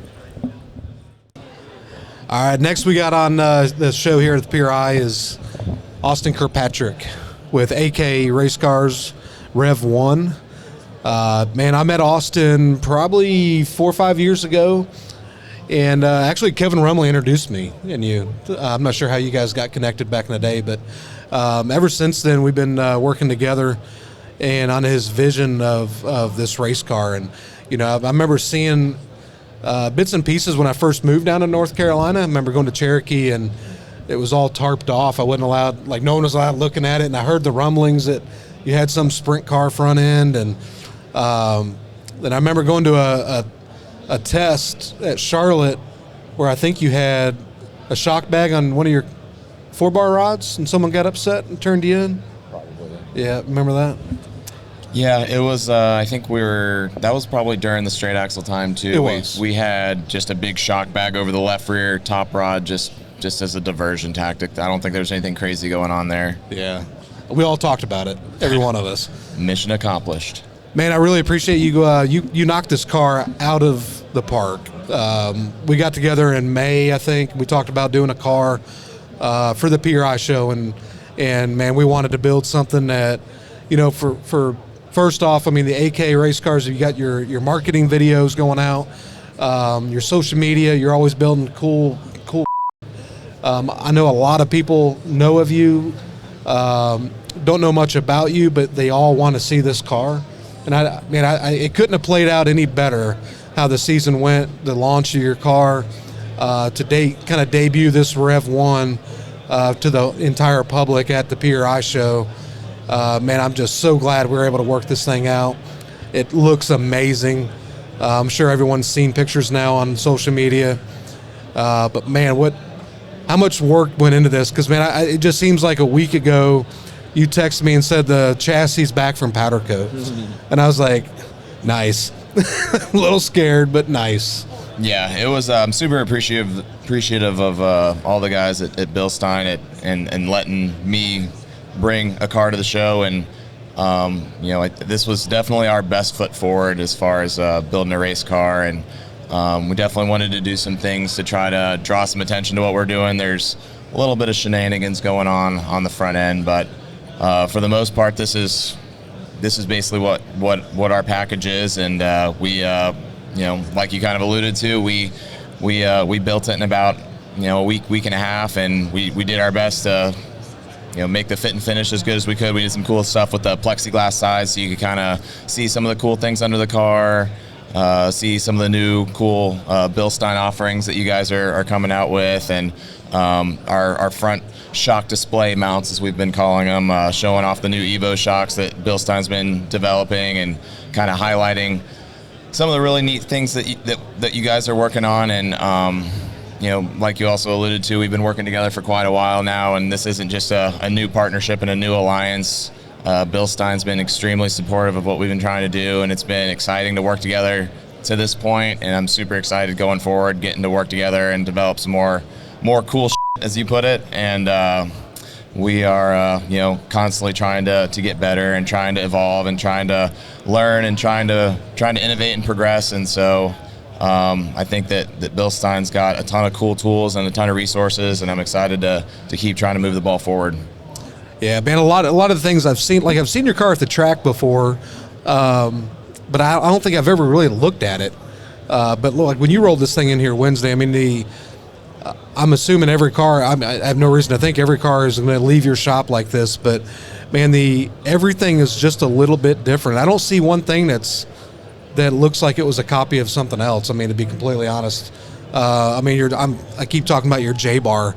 I mean, is there purpose behind everything, or is it you just didn't want anything to be the same as, or did you find something that could be a little bit better from a manufacturing point of view or performance? Like, how did you go about doing that? Yeah, so the current paradigm in the sport is if you come out with anything that's just radically different, the rule makers are not going to be too happy about it. So we had to kind of play within the spirit of the rules for a car that we're selling to the public. We can't make a car and then it get outlawed and them be out in the wild. And so we had to really work on trying to just optimize every single thing that went on the car from a design standpoint. We were we're trying to win with a death by 1,000 cuts and have just 1% increments all over the car. And so a lot of the components, they're just, we used a lot of cool generative AI tools to design a lot of things. We've I've got a pretty extensive background in suspension design, and so our configurations and our settings and our lengths are all just a little bit different, and we're just trying to make something that's a better mousetrap. And we want we wanted what we had to not only be better but also legal, and we had kind of a filter in which we processed a lot of the things that we were looking at when we were designing parts. We were looking to make things, obviously performance is the most important thing. If we could build a car that was made out of styrofoam and if it won races, people would buy it. So performance is number one, the most important thing. But we also wanted to look at the ease of manufacturing and consistency, so that we could make sure that when customers were buying cars, everybody was getting the same stuff, and that you could build a program on the platform that we were designing. So it's hard to build a platform when you're getting very large variances in the products that you're receiving. So if you buy a race car, you build a program on a race car, and then you buy another race car, and things have shifted a little bit or moved a little bit, and you put the same package you've been running on the new car, and it doesn't run the same, then it takes some amount of time to reconfigure around the new car. And so that's just a non-starter for some of these national touring guys. So we really emphasized that, and then we also obviously wanted to make we tried to make a few safety improvements also, and we did a lot of research and made a lot of just put a lot of thought into where we thought some potential weak points were on the safety side, and made what we thought were some pretty common sense improvements on just the general layout of some things to make things safer. And so that was kind of the third thing in which we filtered things through. Yeah, I think the most impressive part of the safety side of it that I noticed was your seat mount. Like I know you did the video and you showed it, a glimpse of it in that release video, but seeing it in person and kind of truly getting able to look at it a little bit more detail, man, I think you just changed the sport. I mean, I don't know why any chassis manufacturer wouldn't look at that and immediately do the same as, right? Yeah. I'm not sure is that something you did on your own, or did you work with someone else on that concept? We took a little bit of inspiration from what was going on in the sprint car industry. They're starting to do a little bit of soft mounting on seats, and so when you crash, what you're trying to do is you're trying to lengthen the time from when you're moving to when you're completely stopped. You could have a fatal accident at 30 miles an hour if you were driving a completely rigid vehicle and you hit a completely rigid wall. But in passenger vehicles, they design all these crumple zones, and like a safer barrier in NASCAR, or even the barriers on a highway are designed to give some, because you need to slow the time, or you need to increase the time between when you're traveling and when you're completely stationary, so that you're decreasing peak G load, and it's safer on your brain, your organs, and everything. And so the soft seat mounts are just one more layer to just increase the time in which you decrease your speed from whatever you're going to zero. And so and it actually makes the seats, in my opinion, easier to mount, which is, everybody knows how hard it is to mount a seat in a race car.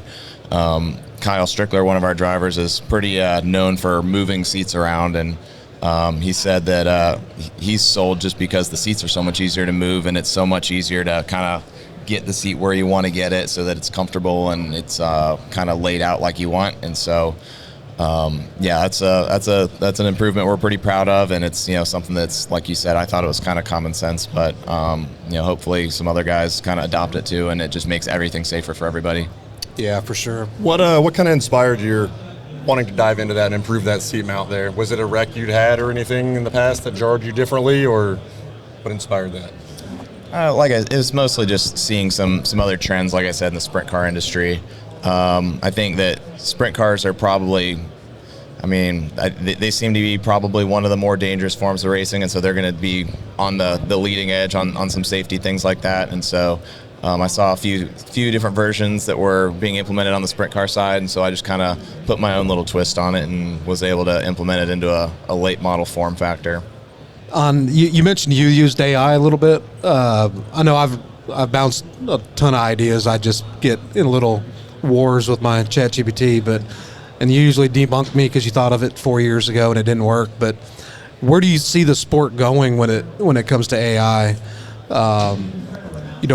Looking into just the national level of dirt late model racing, do you see AI making an impact as it gets better each day? Well, as soon as we can start programming Optimus robots to groove and grind tires, I think we're going to see a lot of improvements in the sport. I'm just kidding. I think... Is that the next design? Well, the Tesla has their humanoid robots that you may be able to duct tape a grooving head to, and let them groove some 2s, 3s, and 4s would be pretty sweet. But I think from a design standpoint, there's a lot of cool things that you can do using AI. You could, rather than historically, you would make a part and you would test it to see if it was strong enough, and then if it was strong enough, then you ask the question, okay, is it too strong? And if it's too strong, where are we going to reduce? Where can we pull material out to reduce the mass of the part?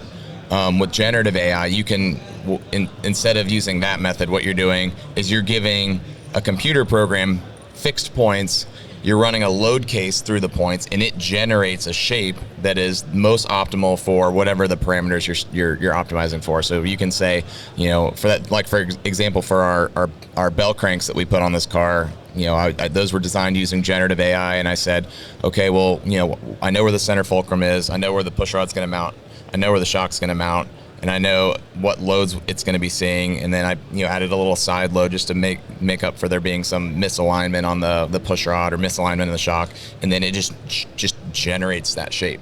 And then I can literally save that, send it to somebody with a metal 3D printer, and they print out the part. And so as the 3D printing technology gets a lot better, I think it's going to be a lot more viable for manufacturing and not just fun PRI show things. But I think probably the biggest upside on the AI side for motorsports is just using it as somebody to ask questions to. And so AI, these language models are scraping basically everything the whole corpus of human knowledge, and it can access that when it answers questions that you ask. And so if you can formulate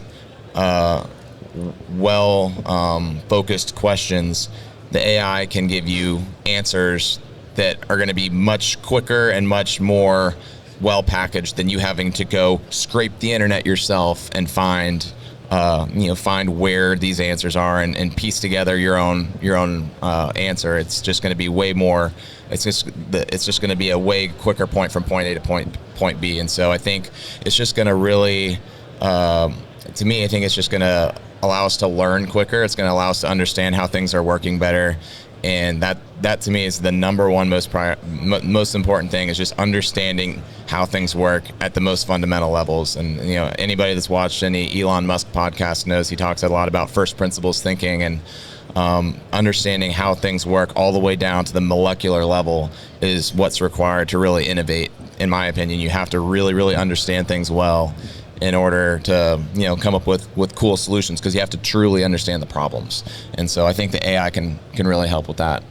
I think you made a good point, because with racing today where it's at, especially in dirt late model or even 410 sprint car racing, there's only so much you can control as a chassis manufacturer, but it makes your partners that much more important which ones you select, because you need to make sure, if it's your engine selection or your carburetor selection, your fuel cell, how important is it to make sure you're aligned with manufacturers that can also think in that type of thought process, right? Because you can solve a lot of problems with this, but you're going to have to rely on the manufacturer that designs certain products to also fix problems that you might find. Like, in the 5 years we've worked together, we've made very small but large gains, right? In right now in the shock industry, but all the shock companies are good, right? I don't know if one has a clear advantage, but I like to think we have that upper advantage on identifying problems and finding solutions, and the importance of being able to work with AK race cars. Not only are you located so close, 30 minutes, but being able to to connect daily if need be, and being able to help use that relationship to better our product. Do you find other manufacturers on the car that might have helped you get here where you're at today? Like, for example, the stuff on the deck, I see some grommets or whatever. What is that? Like, is that something you made, or is that another manufacturer that you rely on? Yeah, so I think it's important that everybody's kind of on the same page, and that people are playing by the same code, I guess. The deck grommets specifically are made by one of my really good friends, Matt Furman and Sean, who both run a company called Lucky Dog Manufacturing, and they do some really cool work as well, and they 3D print those out of TPU, and it's a super cool product that serves a lot of purposes, and it allows you to get a little sloppy with your deck cutouts and still make it look cool, and it also has an aerodynamic advantage or element to it where it keeps the high pressure on the high pressure side of the deck and the low pressure on the low pressure side of the deck, and doesn't allow air seep, and then there's just that's an example of a cool product. And Matt, we've worked with really closely over the years, and he's an extremely smart guy and it's an honor to get to work with him in some capacity. And there's a lot that's just one example of a part on the car that kind of checks that box. And we try our best to identify companies and align with people that kind of are thinking the same way and trying to move the ball forward, and aren't just trying to just do things the quote unquote old fashioned way, or just try to pull one over on you. And I think that BILSTEIN's is a really, really good example of a company that just has an unbelievable amount of tools and resources to continually be improving our understanding of what's going on. At the end of the day, that's what all of these tools are doing, is just helping us understand at the fundamental levels what's going on at a higher level. And like data acquisition, 7-post rigs, going to the wind tunnel, all these things. You go to the wind tunnel and you pull out, and your car's at the same speed as it was. Your car doesn't run any faster when you put data acquisition on it. But what you are doing is you're allowing yourself to paint a little bit clearer picture as to what's going on, and you're allowing yourself to start to put a little bit more puzzle pieces together and learn about how these things work just a little bit more. And so being able to constantly be doing that, and then leveraging that knowledge and that understanding into questions that you can ask and rabbit holes that you can run down to find improvements, I feel like is what we try our best to be able to do systematically and be able to do on the regular. So I got another question I got is so we got Trey over here. Trey came on board this year at BILSTEIN. Trey is running our shock department since I believe February, January, something like that. Now, when Trey came on board, I didn't realize you guys knew each other to the extent, the lights just went out, to that extent. But where did you and Trey meet?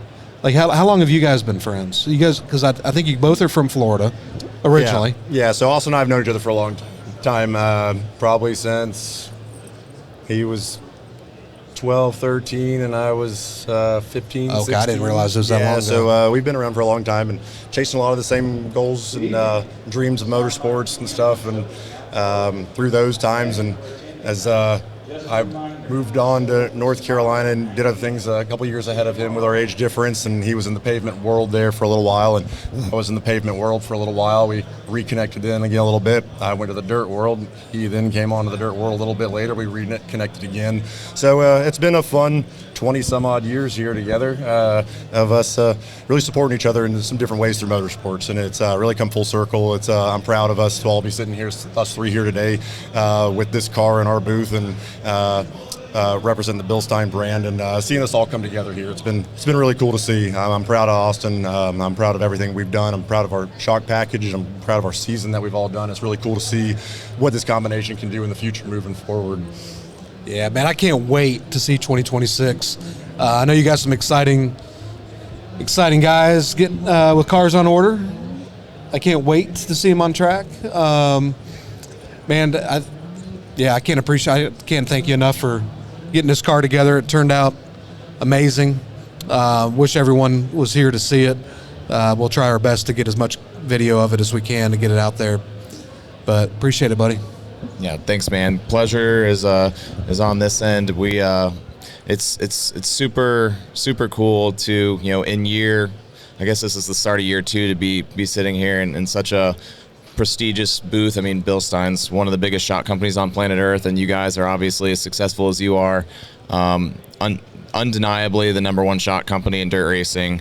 It's super humbling to be able to associate with you guys, and this you know, we're just happy that everybody likes the car. We really tried our best to do something that was gonna, you know, be exciting and be a product that was representative of how cool this company is and how cool this brand is. And so you know, it's a big honor, and I'm super thankful and super appreciative of you, Aaron, you, Trey, and everybody at BILSTEIN, and letting us, you know, display our car here. And I can't wait to see what's in store for the rest of the year, or 2026. Wait, yeah.